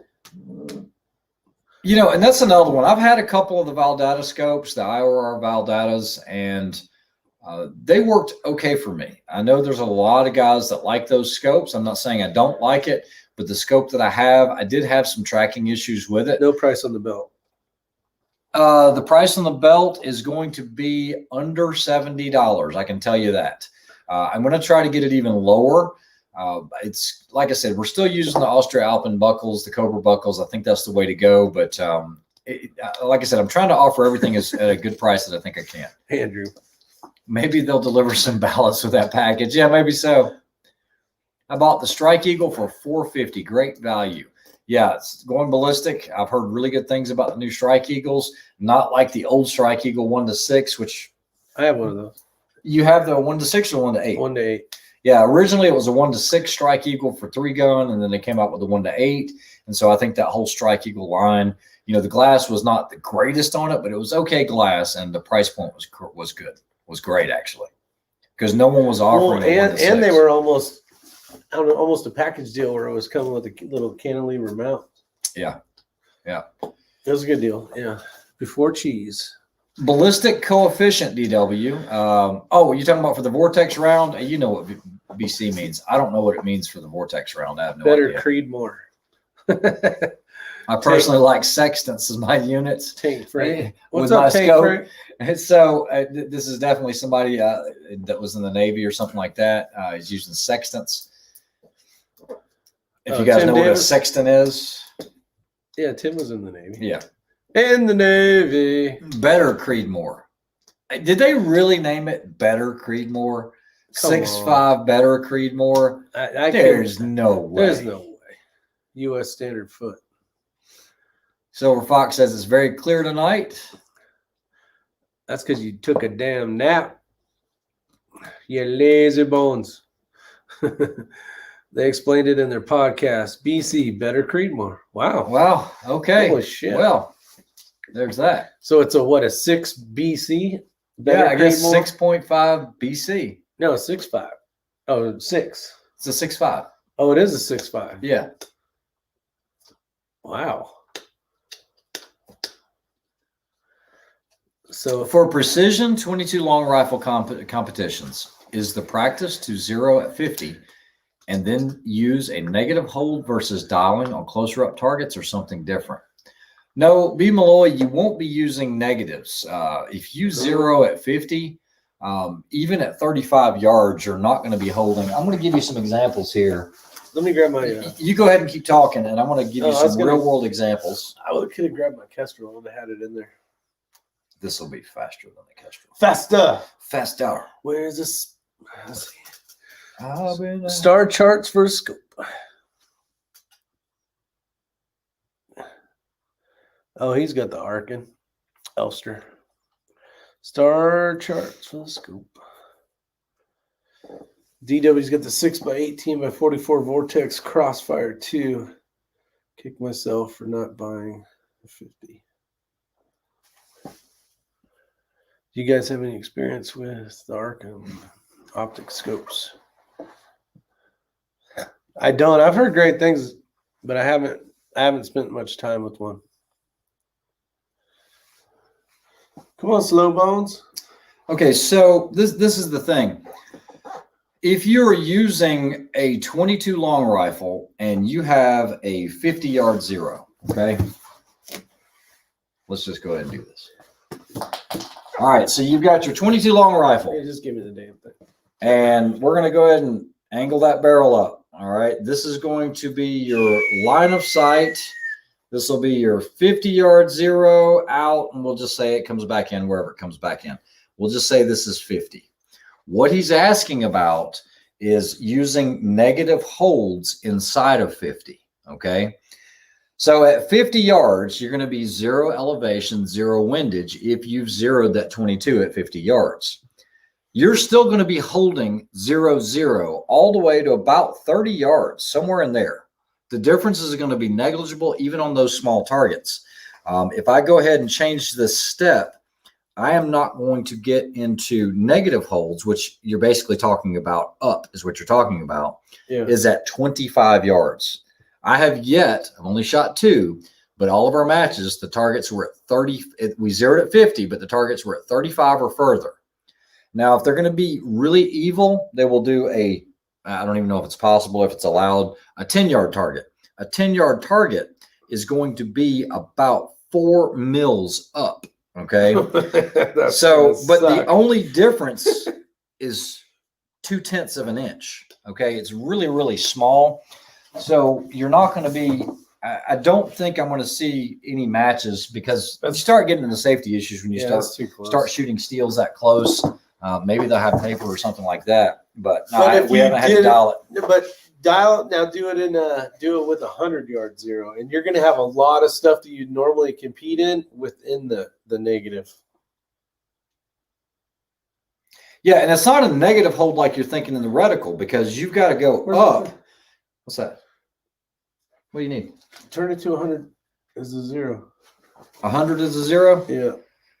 Okay, so I'm going to change this to 100 as my 0. Right here. Then you'll start seeing some crazy stuff.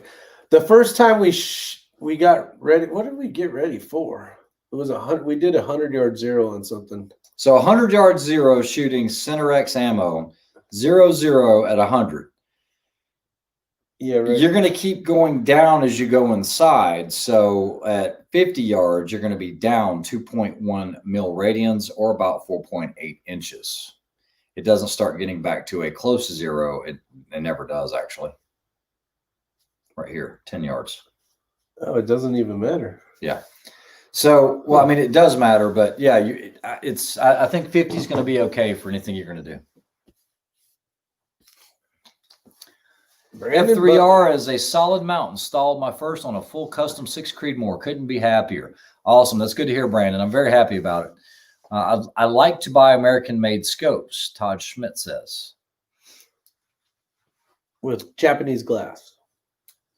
Yeah, I mean, that's the thing. I mean, even that Burris XTR3, it's American-made in Greeley, Colorado, but it's not American glass. So It's American made. Who makes? And look, I'm all about the American made. That's this whole bad MF, this bag that I've got. All 100%. Even the materials are sourced in the United States. All right, what else do we have here? I don't want to miss any more questions before we start getting out of here. I don't know how long he's going to stay on, but Primary arms, Apollo, 6.5 by 24. no, I don't have any experience with the Arkin scopes, unfortunately. I've heard a lot of good things about the Arkins and the Athlons, but no personal experience. I wish we had one to test drive. Do a little demo. Vote with your dollar. That's right. Absolutely. American. Guys, American made and American sourced products are going to cost substantially more. If you don't believe that, you have to take a look at Armageddon Gear. I'm going to say nothing but good things about those guys. Tom Fuller, super good guys. You've got you've got USA employees. You got a 5-year-old, 12-year-old doing it for $1 a day compared to an adult that's getting paid, $12 an hour or something. Yeah. And some of I was watching something the other day, and in like Venezuela, it's like the average earning income for 1 month is $6 US. $6. Oh my gosh. Now that's with a full-time job. Think about that, guys. You work all month. Yeah. So, you got somebody that's making that kind of stuff for you in Malaysia or Thailand or Vietnam or anything else. I'm going to go ahead and put this out there, guys. And I don't know how I feel about this. I'm going to do as much as I can made in the USA. And these bags, the bad MFs, will always be made in the USA with USA materials and workers. However, there are some products that I'm looking at getting into, possibly some rifle bearing packs. Those might end up being sourced overseas. I don't know. I'm in talks with a company right now. I've got to make that decision. Regardless of how much I like it, how many people are going to go out and buy a pack that costs $600 when you could make that same pack and offer something that nobody else is offering, even though it has to be made in, in Taiwan or something like that. And you can offer it for that $250, $300 price point. I get it. I do get it, but I'm not saying I'm going to do that with any of my other products. But when you get into backpacks and stuff, it's really tough to do it without it being a $600, $700 backpack. Brian wants to know if you should get some better ammo for that match. Brian Duchesne, the Gemtech will work for you, and it's not bad ammunition at all. It will not be the same as this other stuff that, would you say that the CCI, which one's better? Standard velocity? Are those right about the same? Yeah, test it against CCI standard velocity and the Gemtech, see which one's better. See what kind of groups you have at 100 yards. Make sure it's a good day where you don't have any wind or anything else. If at 100 yards you can't hold 2 inches, and I mean a true 2-inch group and everything being at 2 inches, then I definitely look for some other ammunition. Brian, this is 100 yards. And, you guys might laugh, but I mean, unless you're using, remember, this was elite target, not match. This right here is a 2-inch group. Because of that, you say, well, it's just one flyer. Well, look at this. Is it okay to write on this? Yeah. This is over 1.5 inches. That's going to be 1.5 MOAs. This is the only good. Look at this one right here. This one right here, that's going to measure about 2. Let me give me a tape measure. But just use the calipers over there. Or the tape measures should be right around there. I thought there was one right here. There was. I got it right here. Yeah, this is what it was. This was with. This is with a Voodoo rifle. This is a Voodoo rifle. Right here, that's actually 2 1/4 from tip to tip on this. If I go here, we're looking at 2.5. So when I say 2 minutes, I am being pretty realistic because regardless of what rifle he's got, being the V22, he was shooting elite target, which that's not great ammunition. Like I said, it's $5 a box ammunition, $5.50 or something like that. It's still a good place to start, but yeah, need to be able to hold 2 inches. It should be subsonic. Yeah, definitely subsonic, 100%. B Molly. Yeah, let's see. One more question, please. 22 long rifle precision should be subsonic. Is there a desired truing distance? Let's see here. 5700. There is no transonic. 22. The distances are still going to be there. Okay, B. Malloy, that's a great question. I'm going to share this with you. If you have a Kestrel, what's going to be very, very important is not going in and trying to get dope all the way out to 500 yards and trying to speed true. Okay, that's not going to work well for you. You need to play around with ballistic coefficient and BC true it, or use your drop scale formula, your DSF. That's a key to this. Okay, that's very important. I try not to withhold any information, but if you have a Kestrel, you need to know how to use your DSF on 22 rimfire. It is critical. DSF, your drop scale factor, not formula, will actually help you in destroying, not destroying all of your low end numbers when you're trying to get a zero out at, let's say, 350 or 400 yards. You can put that in without affecting all your other ones and getting them out of skew. And they need to be confirmed. Now, DW, is it veteran made? Okay. I'm not allowed to ask what employees were former service members or anything like that. I don't have any interaction with them.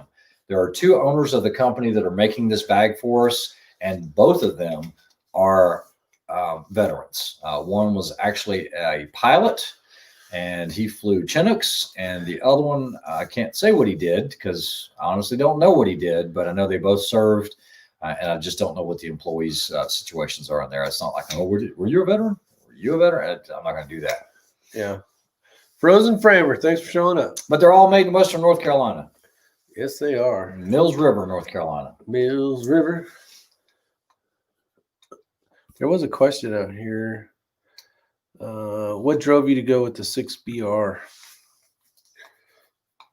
I didn't go with the 6BR. I went 6 Creedmoor, and then now I'm going 6 Dasher.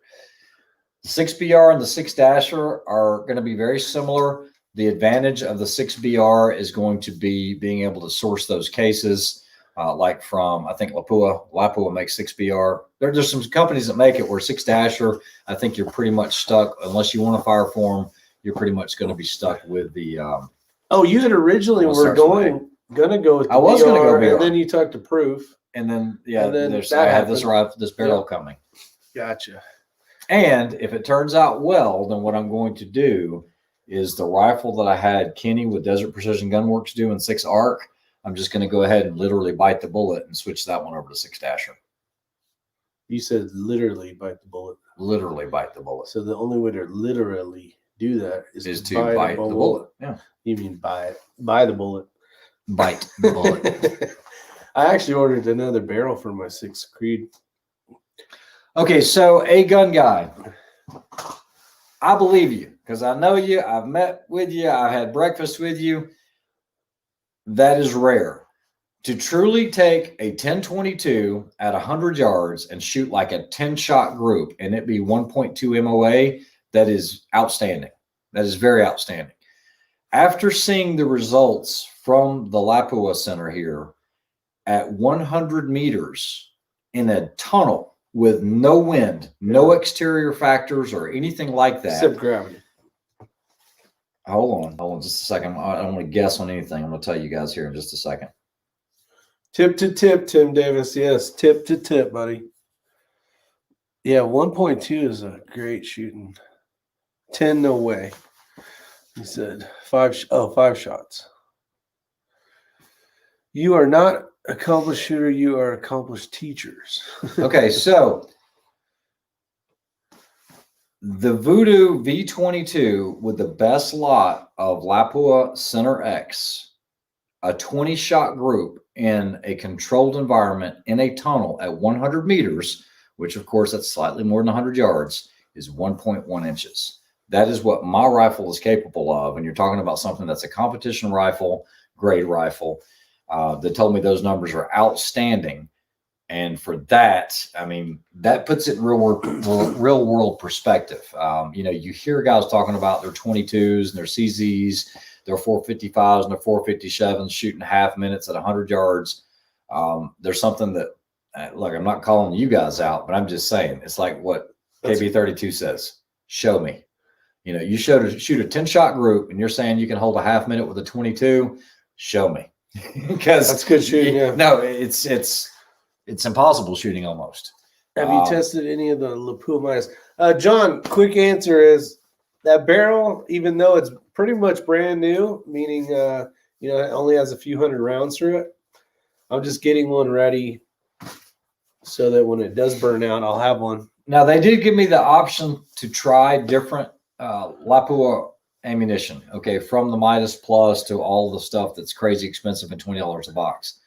I knew I wanted to order enough to last for at least a couple of years. That's a recommendation. That's why I ordered so much.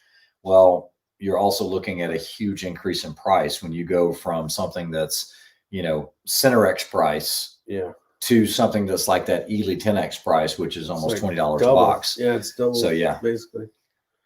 Yeah, exactly. So Andrew says it's impossible to shoot half MOA. I'm not going to say it's impossible, but because somebody can do it and some rifle can do it, but it's going to be very, very rare. Yeah. I was a little jaded on the 22s because, I was shooting a lot of 3 and 5 shot groups with it and everything. But when I really started bearing down and seeing what these Voodoos did, even comparing it to my end shoots, it's tough to get something to shoot minute on a 22. 6mm arc. I don't those 6mm arcs. I don't know. This is a good question though, Ortiz. I don't know about that arc in a gas gun, Ray. Okay, so Gamma Mill, I will tell you, I worked with Hornady. They sent me 6mm arc ammo before pretty much anybody in the country had it. Those guys really took care of me with regards to that. I had myself and Eagle Eye had some of the first bolt guns out testing that. We also got our hands on some 6mm arc ARs, and I was less than impressed with the AR accuracy out of that. There were a lot of issues with the jump and everything with factory ammunition. Now, 6 arc out of a bolt gun, I continue to be impressed with that. It is a great, great cartridge or round, in my opinion. The only reason I'm getting away from arc is I am having some feeding issues with the magazines. We've tried every magazine known to man, and I know I'm going to run into the same thing with the dashers and all that, even using the little filler kits. I'm just going to go dasher this time instead of the arc. I'm actually going to give that barrel to Kenny because he likes the arc, and I think it has its place for intermediate, or what I say intermediate, 1,000 yards and in shooting. But I think dasher might be a better option for me, shooting 105s.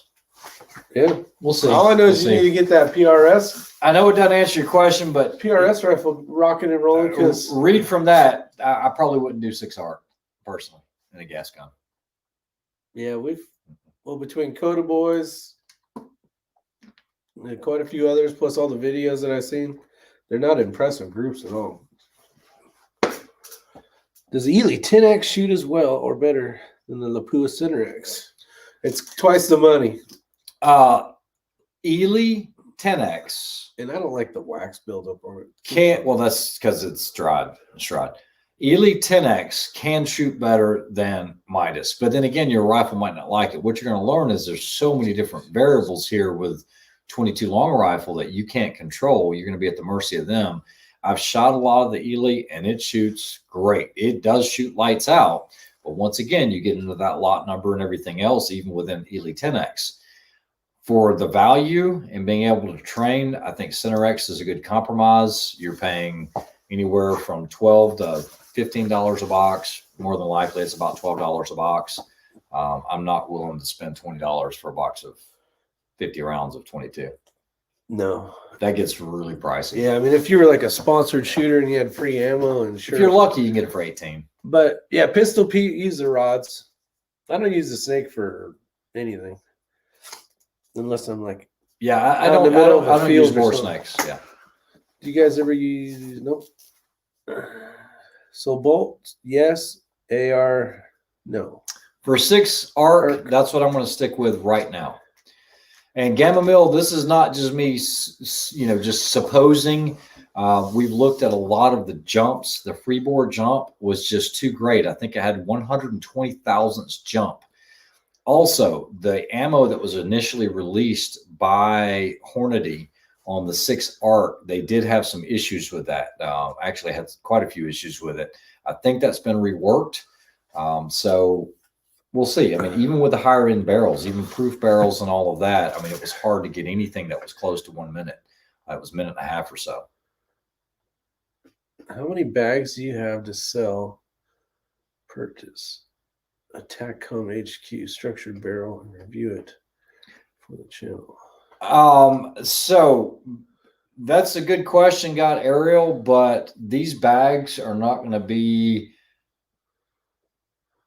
this is not just going into my pocket. This money that we make from the bags goes into making other products that, like I said in the beginning, is what shooters need, not what we have to settle for. So the end result of these bags are being able to bring something out that's not on the market already. Same thing with the data card holder. There's not anything like it. It's going to be the same thing with the rifle bags. The rifle bags that I'm going to be selling, that this is going to help fund that. What you guys, and I'm not going to get into the monetary thing, but you have no idea how much money it costs to get this stuff going. I mean, all this stuff has to be fronted up front. Sam and I put a lot of investment into this to be able to get this off the ground. Not only just forming the LLCs, but if you want, you know, just prototyping on something, you're going to go $1,500 just to get something prototyped that might not even work. Then you have patents. Patents are $2,000 to $3,000 for a design, by $11,000 for utility, because I'm not going to put all this effort into something and have somebody steal it, or at least steal it without a little bit of protection.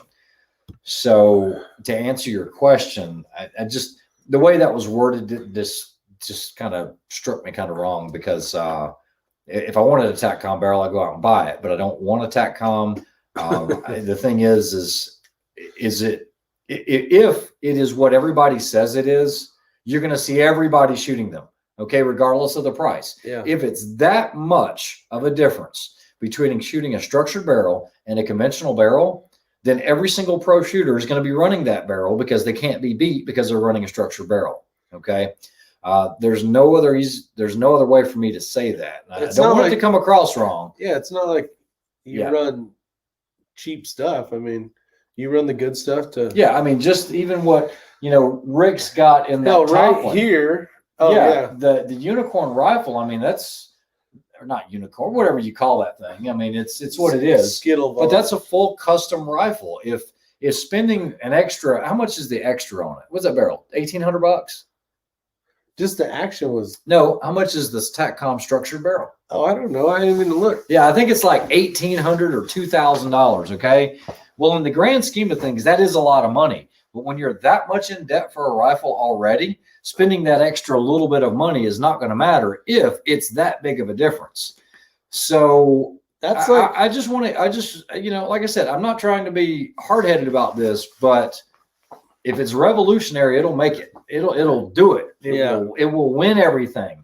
And then you'll go, I need one. Okay, you know, this is really starting to hit home with me, because you guys remember when 224 Valkyrie, I mean, all the marketing and everything that Federal put out there, how many matches have you guys seen win with a 224 Valkyrie? And I know I'm comparing apples to oranges here, but that was supposed to be the next latest greatest. And I get a lot of questions about this TacCom barrel, and it might shoot well, might shoot better than anything else, because harmonically it's dead, but how much better? You guys know that I'm never one of these guys that's chasing a quarter-minute gun, because I've always said, if you're a good shooter and you can read your wind and you can get in position quick, you can take a 1 MOA gun or 1 MOA rifle, and you can do anything you need to do with it. You really can. You can take a quarter-minute angle rifle and not hit shit. That's exactly right. That's exactly right. You can I do it all the time. Yeah, that's a perfect point. You know, having that quarter-minute, I mean, it's nice, but most humans can't hold that at distance. You have too many exterior variables. Joaquin, great question. By the way. Great question. I was going to try to show an example, but well, here's the thing. So, like when you're doing like Ely 10X and then you go to like CCI standard velocity, right? Completely different manufacturer, completely different waxes, and I think the old trick of the hair dryer on that Ely 10X. Yep. Of melting that wax up a little bit, because the stuff maybe was it old ammo? It's older. Okay. So basically, it has this wax on 22, and it's really, really heavy. What happens is if it sits too long on a shelf, it'll start drying out and it will get flaky. Well, there's a trick where you can take a hair dryer and just lightly heat it up and it will melt it back onto it. Because what happens is once it starts flaking, it starts curding up in your barrel and your chamber and it start getting sticky cases. As far as conservative sniper hunters' questions, would 22 long rifle ammunition that shoots consistent half-inch groups at 50 yards be okay? Absolutely. For precision rimfire, if you're holding a half-inch group, consistently holding that, you're going to be fine.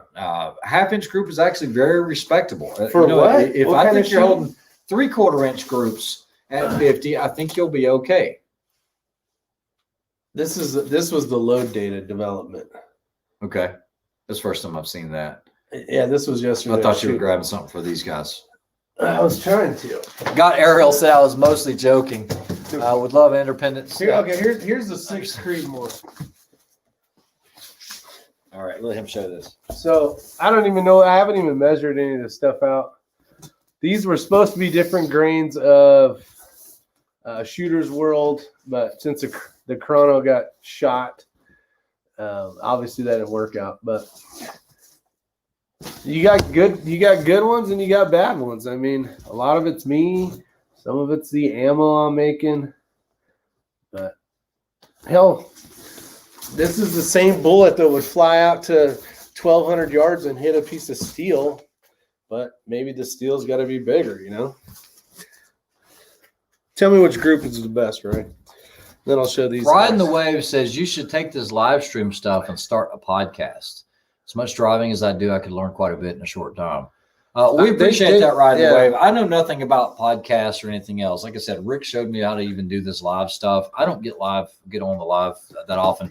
And got Ariel, I saw your comment. I was mostly joking.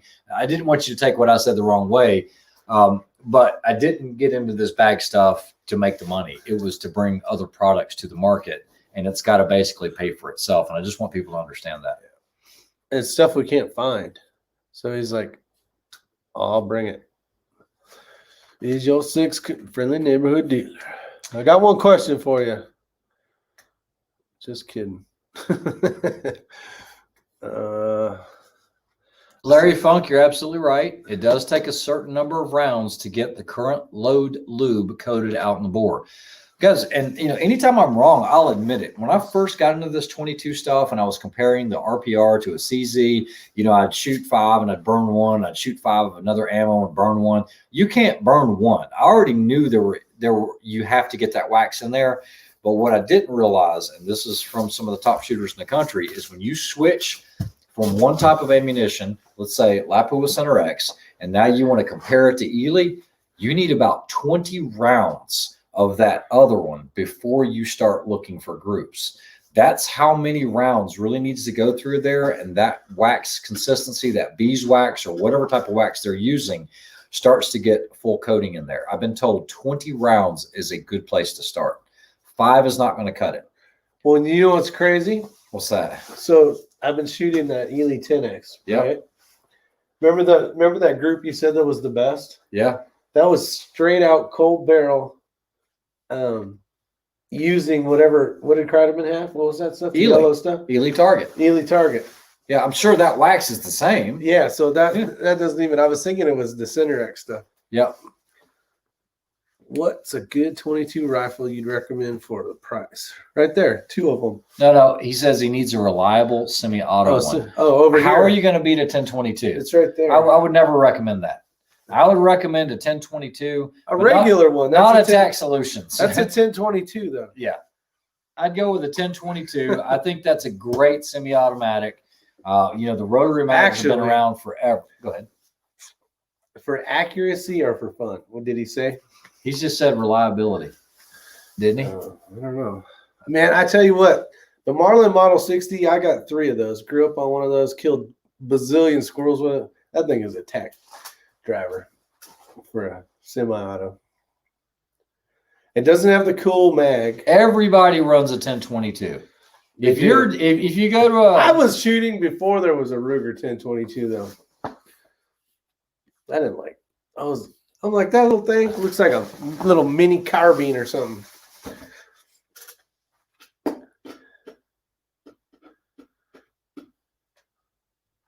Yeah, so Skull says he learned to use subsonic or slower in his 22. Guys, this is for the extreme long range stuff. Okay, that's when you're really wanting to stay with the subsonic. His 1022 with the kid barrel, which I've heard great stuff about kid barrel, kid rifles, likes Federal high velocity match with a little over 1 inch at 100 yards. So I have to research what slower it likes. Huh. It's pretty cool, School. Gun guy said, so Andrew also does a podcast. podcast, so we would need to look and see. Shaggy, a good idea, especially with the punji pits.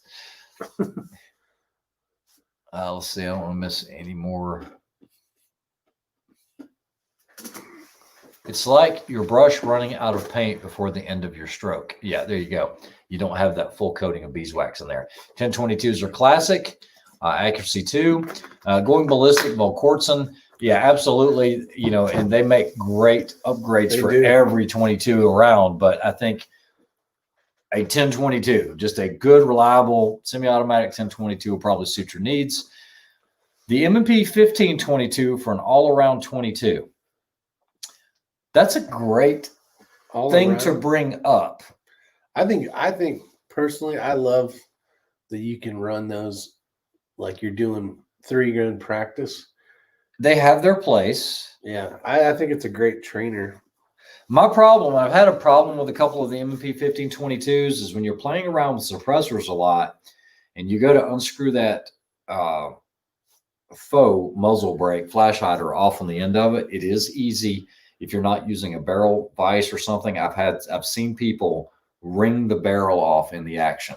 It'll actually break it on the inside because it's all plastic you're dealing with. So just be aware of that on a 1522. But it is a great all-around 22. But I don't know if I would put it above a Ruger 1022. If you're trying to like manipulate different For all around. Oh. No, if you don't, well, then the question would really be, You can have one. If you could have one, And you're going to do hunting, you're going to do target shooting. Yeah, with the interchangeability of doing, guys, you know, so there's a lot of you that might not and it's know. got way more parts and things you can do. I know there are a few newer shooters on here that maybe you don't know anything about a Ruger 1022, but you can literally take 2 screws off and take your barrel out and put a match grade barrel in. It's easy to get a great trigger for them. You can customize them kind of like that one. The only thing is this one needs a better trigger. Yeah, that's it. Yeah, it's very, very configurable. Question for Ray: where's a good place to get a business loan if I have no credit history? Ooh, I don't know. Give me all your money. Give me all your damn money, boy. You made me remember that one little cartoon thing. You remember we had a thing? One. Yeah, exactly. We're going to stay away from that one. So honestly, someone wants to get into Shaggy, I don't know where's a good place to get a business loan. I really couldn't tell you. Ryan, this would be my answer. I don't know what Ray's would be. Unless you already got it for him, say like for Christmas or something, I'd get him a bolt gun. I'd get him a CZ 457 if I could. Or find a used 455. I think. You know what? He can do PRS 22 just fine. There's plenty of guys that shoot that. There's guys that shoot 1022. You'd want to spend a little more money maybe on the trigger, and then they were having a lot of issues though. Yeah, they do malfunction in PRS 22. A lot of these guys were having malfunctions. Especially if you're shooting that damn Ely 10X. John Kreiderman, I know a guy. He knows a guy. I know a guy who knows a guy, eh? Yeah. 1-800 Auto. Good question. Yeah, tuners. Call Vinny. Barrel tuners? Yeah. Are barrel tuners? Yes, they are. Conservative Sniper Hunter. Barrel tuners are used on 22. I'm not using one. I don't plan on getting one. What's the you got any tips for getting the what suppressor, Brian? So tips on getting a 22 suppressor open to clean it when it's stuck. This has happened to me once, and it was on a suppressor that was severely neglected, and I ended up just basically soaking it in like a cleaner. If you go on Silencer Talk, there's all kinds of different little concoction that guys use. But yeah, it was enough to loosen it up to be able to get it apart.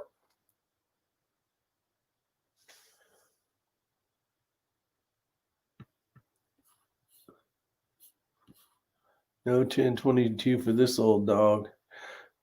Yeah, I don't know, man. I'll tell you what. That Marlin and that micro groove barrel. Yeah. It's a great shooter. Your local bank, if you don't qualify, they will help you with a federal small business loan or grant. There we go. HRM coming out with a good answer.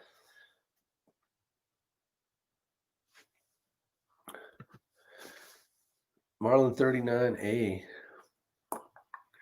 Yeah. Drian says, good point on the 1022 with issues. Had a shoot a few weeks ago, and one guy had issues in the Canadian cold. Yeah, I mean, we've actually seen quite a few of those. And it was like 60. You're going to have issues with the bolt gun as well. I mean, you get one that feeds wrong and starts going in the chamber sideways. Problem, yeah. I don't know. I go bolt gun though. It's basically, if you bought your son that though, it's getting him ready for if he actually continues on and starts shooting. Who knows what the caliber will have out by then? But a regular bolt gun. Yeah, so Gamma Mill says he recommends trying to get a credit card and pay it off ASAP. Most are a year or more with 0% APR. I would be more worried about starting your credit. And that's a good point. Almost all younger kids, we all went through it, but it's different nowadays with the credit. You get these kids that are 18, 19, 20 years old, even if they've been working for a while, unless they've established credit, forget it. You're not even buying this house. I'm 50 years old and great credit, great this, great that, and income and all that crap. It's still a pain in the ass. Yeah. So, while HRM is right, I do know plenty of guys here recently that try to do startups and bank after bank after bank. Unless you've got money put away, they're just like, no, I just can't help you. Can't help you. I think it's tough. I think it's tough right now. Do you two own AR pistol? What's your thought on registering for SBR? I do have one, and no, I ain't registering it. I actually have two. I never really I've never owned a bump stock. No, I haven't either. And I did have an issue with that because that's somebody's livelihood, that they made something that was completely legal, that there were no issues for years and years. What if you were the owner of that company and that was your invention? All of a sudden they just outlaw it. Now what is the owner of that company going to do? So I did not feel good about that. Now we're getting into the 2A side of it. Now these braces, the ATF has jumped back and forth over all of this stuff. At first you can, bullshit. Then you can't, now you can. I am not going to register mine, period. I'll get rid of them, whatever the case is, but I'm not going to register it. If I do that, I'm just going to go ahead and form it and just make it an SBR. But I do actually have two of them because they were in that configuration when I bought them. I do not agree with it. I don't understand what they're doing because it's saying it's not law or something and it's not enforceable. But every little bit we give up, guys, it's just taking more and more and more. And there is going to be a day, there's going to be a time when we have to say that it's enough. Oh, it's the 2 hour. Who is 2A talk? Who are making it's when all the YouTube watchers, meaning the people that make sure we don't touch guns. Scary guns. Are they gone after 2 hours? I don't know. But no, I'm really starting to get concerned about all of this. What gives them the right to tell us what's right, what's wrong? We already have a problem with once you legalize something. So that was done. It was made. It was patented. It was sent off to get looked at by ATF. They said, "Looks good to me." Then everybody bought them. Now they're trying to recall that. It's bullshit. So to answer your question, Brian, no, I did not feel outgunned at all. The reason why I ended up going with the Voodoo, I need to go like this, that one right there, is because after I shot this one, X-Rings Voodoo, that thing just shot so well. It was awesome. So I'm like, you know what? I need a new toy, and I went out and bought one. But no, with the right ammo, the Ruger shoots. Outlaw, I have a nylon 66. I've had a couple of them. little diamond plastic thing. There's some rare ones out there actually. Is that the one I did a review of? No, I don't think so. What's the one with the gold? It's all plastic. With the jeweled? No, that's different. Oh. Nylon 66 is all plastic down the end. It's got like a little shroud on it. It's got a little diamond on the side, a little white diamond. They're fun, but you can't compare to that stuff. What's the most you would say it costs? I don't know what they're talking about. We're missing something. Who was that? Your friendly neighborhood dealer? Let's go back. Okay, hold on. We got a lot of good questions that we missed. Let's get caught up. Here, go ahead and drive this. I don't know where you're at. As far as building credit, okay, I've been rejected by every credit card company because my credit is not I'm gonna go there. use my It cannot urinal. be accessed. Exactly.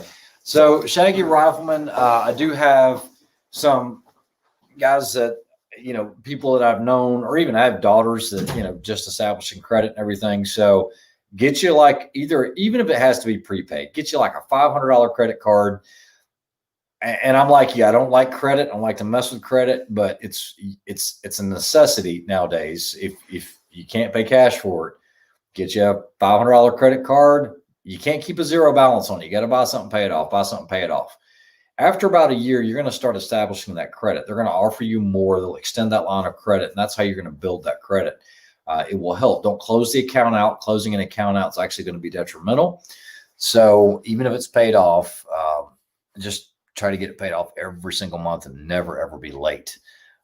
Is it worth measuring rims on Lapua and E-League 22 long rifle cases? There are measuring tools available.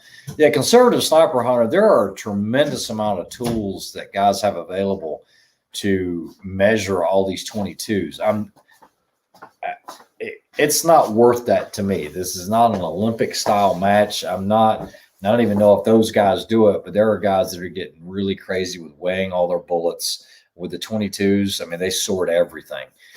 He had asked if the pros do something measure the rim case. I don't know. That was earlier. No, the pros, I'm sure they're buying the lots. When I first heard about this Lapua testing, because they're changing from Chris, I was like, holy crap, that's a lot of commitment. It really isn't. It's only 2 months, or it's only 2 weeks. It's going to be gone, and you don't have to reload. That's it. That's a big one. Okay, so how much is a Cerakote for an AK-74? It depends on, and you guys know that, I do some Cerakoting as well. I'm not interested in, I do my own, but an actual Cerakote job, it depends on who's doing it. Are they an authorized Cerakote applicator? Are they on the Cerakote website? Or is it somebody that's just doing it with a little stove in their backyard and they've got some spraying equipment? They're going to have inclusions and everything. It depends. Or they might be great. Yeah, they could be great. I mean, some people are very, very meticulous with very little stuff, but it's all about prep. If the guy's just going to spray over your surface, we just recoated one. It was actually a very, very rare AK. I mean, we're talking about something that was very expensive, and that was completely stripped down and to bare metal. Yeah, it was. It was all about prep on this one, and it was recoated, and it looks like it's brand spanking new. But you can get a cheap Cerakote job for $50, and that's what you're going to get. But yeah, a good Cerakote job with full disassembly and reassembly, you're going to be $100+. You're going to get what you pay for. It needs to be properly degreased. Bought a CZ455. Looking for a scope for under $700. You can actually find scopes considerably less than that, Joe. I'm going to recommend, because I have no experience with the Arkin or the Athlons. I know that Vortex is making some decent ones. I mean, Rick even shot the Diamondback, shot in that match. He actually did well, but even their Strike Eagle will be a good one. I'm not pimping out the Vortex name. I'm just saying they've worked. They've worked for what we've seen. What's that one that everybody keeps using for PRS matches? You know what I'm talking about? Under $700?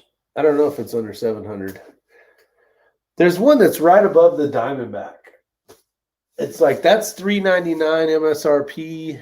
The PST Gen 2. Is it yeah. Yeah, you got the Vortex, the PST Gen 2. That's right there, that used to be about $1,000 scope. Then the Strike Eagle came out.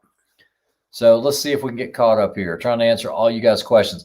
The V22 mags They are AICS spec size, and I know this because you can use anything that's already set for like an AICS magazine. It fits perfectly in that mag well. That was the point of me buying one. The trick to it, guys, if you're going to take an action like a voodoo, go ahead and put the magazine in before you torque down on your action screws.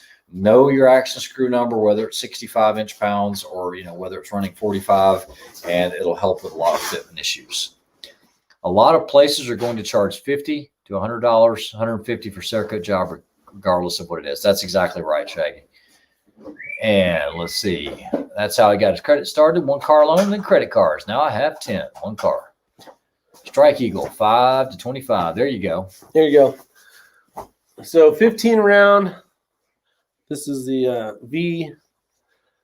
This is a 15 round, and then this is for the 6 Creedmoor. So they're all set up to be identical. Obviously, they're a little different on the end there, but easy to grab, and it's like practicing with if you're shooting center How fire. do you paint a bead blasted barrel? Well, believe it or not, if you're doing it right, you should blast it first. So it depends on the type of media you're using, DW. If you've got aluminum oxide, or if you're using glass beads, there's a ton of different media that you can use in a blaster. But like when I blasted the AI and I did that video on that was blasted. And on that one, you want to rough up the texture a little bit. You want to give it something to adhere to. It will help anyway. You're basically just going to blast it, degrease it, dry it, and then at that point you can start coating it.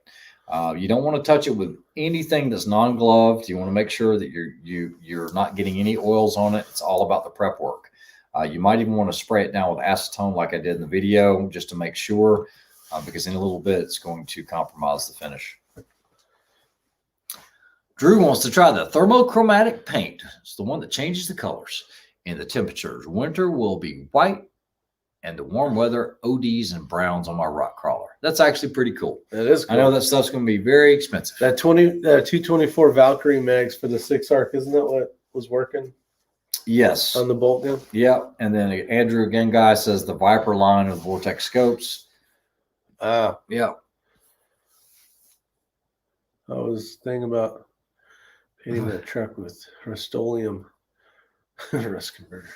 With all the PRS work, how much are you going to do 3-gun for next year? Applied performance, I've already stated this.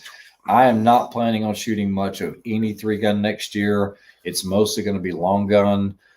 It's not even that. However, I do have to shoot a couple matches, but I think with the availability of ammunition being non-existent, you're not going to see many matches. There's a couple that I'd already committed to, and if it's a sponsored slot, I have to shoot it anyway. So I'll be there if the match is going to be there, but I'm not planning on doing many at all. It's mostly going to be rimfire, I think, because of ammunition.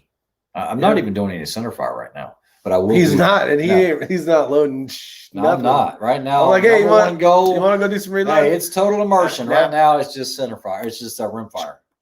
Kreideman, no, nobody won nothing. You didn't miss much. Vortex customer services, yes, it is. Yes, it is. High temp engine paint, Chevy yellow. That's what I'm talking about. Yeah, and then the other thing too is I haven't actually been doing any shooting because I've been so busy with these bags. Shit. I'm trying to get this stuff going. Keep going. Uh-oh. No, you're good. Oh, they can still see you. Yep. So, yeah, it's just been taking up a lot of time and effort, and it's just been staying busy with that. What are you doing? Oh, you're trying to. Nope. Yeah, I know what you're doing. Yeah, I forgot. All right. Well, we can't read the comments at the moment because he is on a different screen.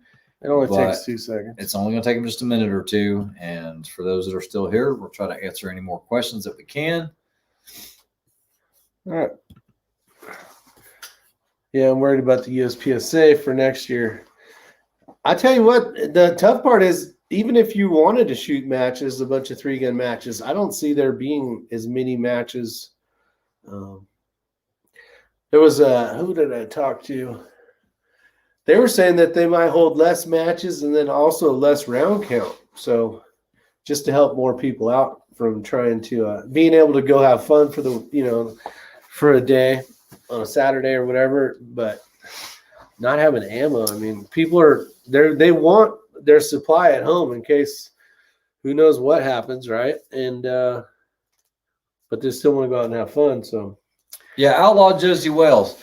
It's a great question. Believe it or not, I am not a fan of Cerakoting a bolt. Okay. If you Cerakote the bolts, in addition to the rifle's barrel, will there be a risk of changing tolerances or getting a sticky bolt? yeah. Okay.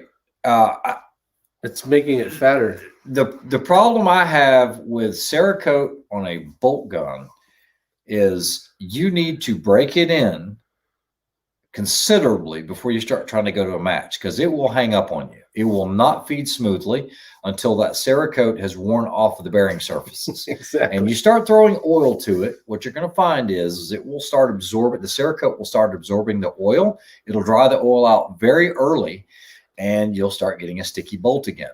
This is also common in gas guns as well. I've seen a lot of gas guns that have been Cerakoted, and what you need to do is you need to literally work that charging handle hundreds of times. Until it all wears off.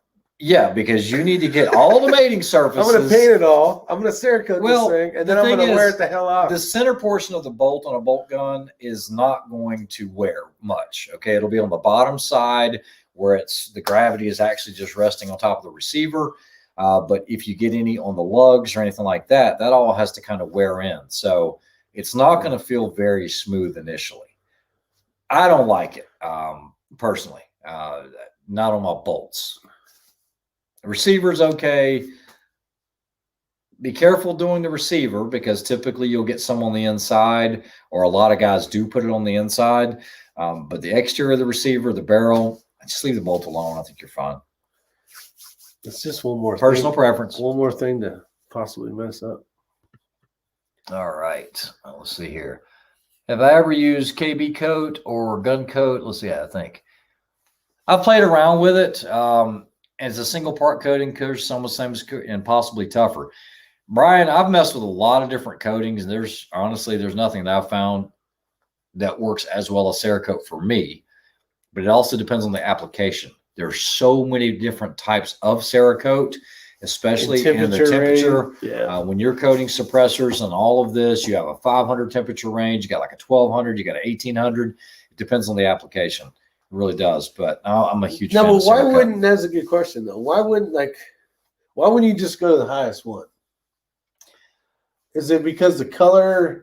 Does one hold up better? One sticks better. Yeah. So but when not you do, as good on the metal, like holding it. Correct. That's exactly right.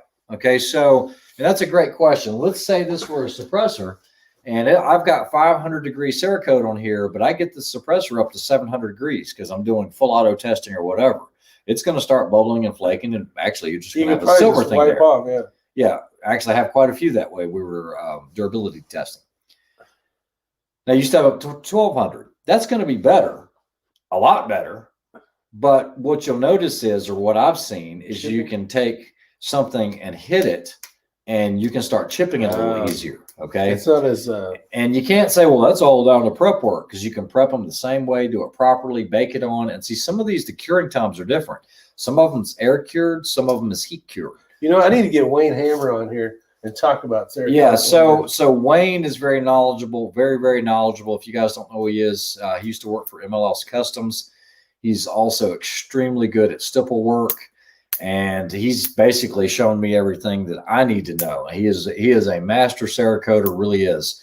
But I mean, he can think of it right here and tell you exactly how to do it, how long it needs to cure, and everything else. Gamma Mill says might have more matches this year. I don't know, Gamma Mill. It'd be cool to see it, but I don't know what the turnout will be. I mean, it's starting to get. There's 3 that I gotta make. Yep. I'm gonna hit that. We gotta do the unknown sniper challenge, and then I want to go back and hit the Team Safari match again, and even the steel challenge would be cool shit. So Shaggy Rifleman says, so do I go with a business loan or no? This product I want to get out costs $10 grand to start, and that's a small batch of 200. I can 100% believe it. Yeah. So, and like I said, this is Shaggy's deal, but he's working on something that's a machined part, and you guys just don't know how. I mean, a lot of you use HRM probably knows, but just to get an idea or a concept, even on these soft goods, man, it costs a freaking fortune.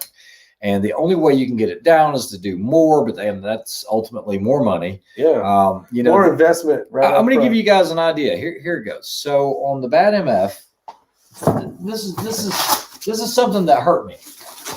So I wanted to be able to provide to you guys a X-Ring Customs Velcro patch on this before I ship these out. And I worked with a company. The company was super, super good. They did a proof on the patch. The patch looked great. I was ready to buy them. I said, I'll take 200. The price went up $1.50 per unit. We're talking about a patch, okay? A little Velcro patch. Yeah. Well, in order to do all of them for the bag, I was looking at $7 a patch. Well, you know, the thing is, I've cut the price as much as I can on this because of being USA made, USA mil-spec parts, blah, blah, blah. And then it's like, does somebody want? It's like, what do I do? I mean, I can't pass that on and try to ask more money just because I want to put my logo on there. And that's why we did the little military tab, because, yeah, as much as I'd like to promote the company, I mean, this is a true, like a military type tag. It's laminated. It says it's very compliant. It has the name of the company and the Is that phone the number? email, and that's it. No, it doesn't have a phone number. Oh, got email. Because if somebody shows up with this match and they're like, well, where'd you get that? Well, X-Rings cut. Well, they got to know where it came from. But I wanted to add that patch. And we're talking about a soft goods little patch. Yeah. $7 a piece. It's crazy. Crazy. And so you start getting the machine goods, you're looking at, 10 grand is pretty easy. I can tell you that the data card holder is costing a heck of a lot more than that. Well, and the patents and all that. I'm doing, It's, I don't even want to get into the numbers here, but we're only running 100 of those initially. it's tough. Are y'all under curfew up there in the mountains? That's every night. They roll the streets up here, Jerry Parker, 9 o'clock. No snowing yet, DW. Well, I haven't been outside in a while. Yeah, HRM says there's companies that lend for startup inventors.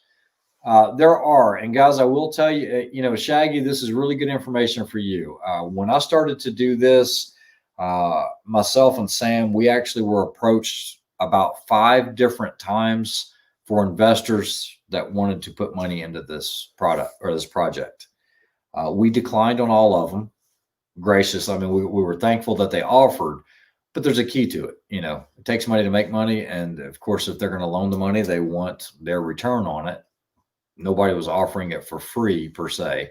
You know, I want this percentage. I want this percentage. That's not true. What's that? That's not help you out. Oh, no. Yeah, no. I mean, we had a lot of people that offer. I mean, guys like Rick was different. I'm talking, we were approached by businesses and it was like, no, I mean, we actually had one guy and he was like, no, I just want to buy the invention and I'll give you 5%. And I'm like, what, 5% of what? He goes, I'll give you 5% of the proceeds over the life of the product. No, not happening.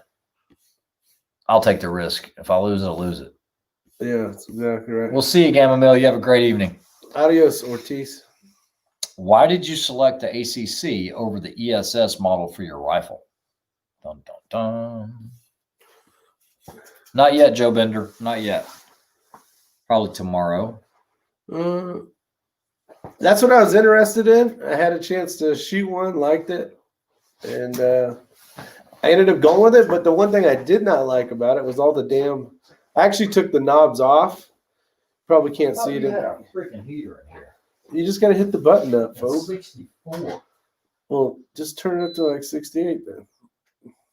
Whiny. He getting all whiny. Why? Go eat a couple of cookies. So when he gets cranky. He gets cranky when he hasn't had anything to eat in a while. It's like his sugar gives low. What's up? Shout out 8888's here. Oh, what's up? What are you doing, my friend? I appreciate it. Shout out. It's I gotta show you guys the damn floor. Look, the floor is done. So I got some extra boxes over there.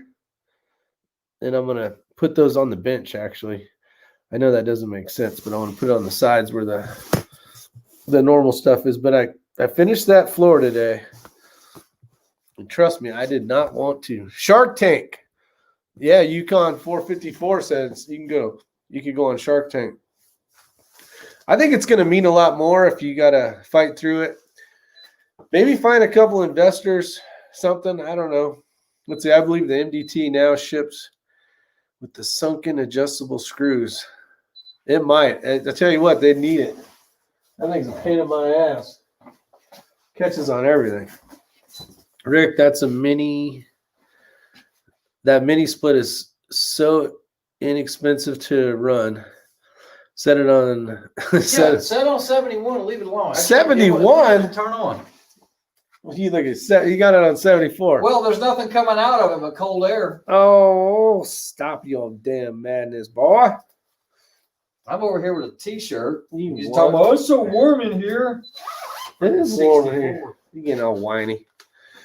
Did you get any of the medium multicam hats? I did order some hats. I did not order the multicam hat medium.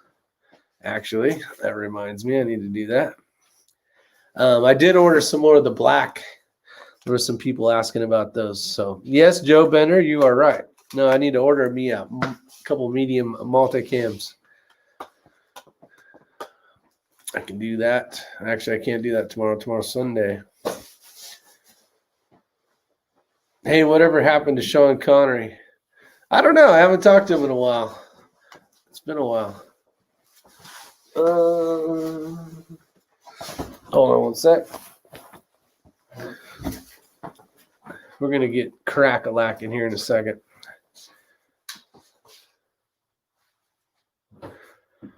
Rick, do you get any of the meat? Nope. Okay. A lot of work was so worth it. Yeah, Drew, it's been fun. It's been a pain in the butt, but it has been fun getting all this built up. There's still a few things we got to do, and that's the drywall portion of it, and some bars.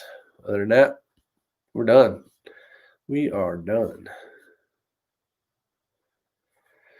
All right. Any last things before we get out of here? What's up, Richard Davis?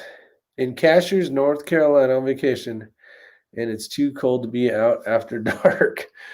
Oh, man, it's been cold lately. It has been cold. Yeah, he's getting hangry, 45 Auto says. That is a fact. He does. He does get hangry for sure. I don't know if I have any of the multicams even left, even in large. I think I shipped them all out.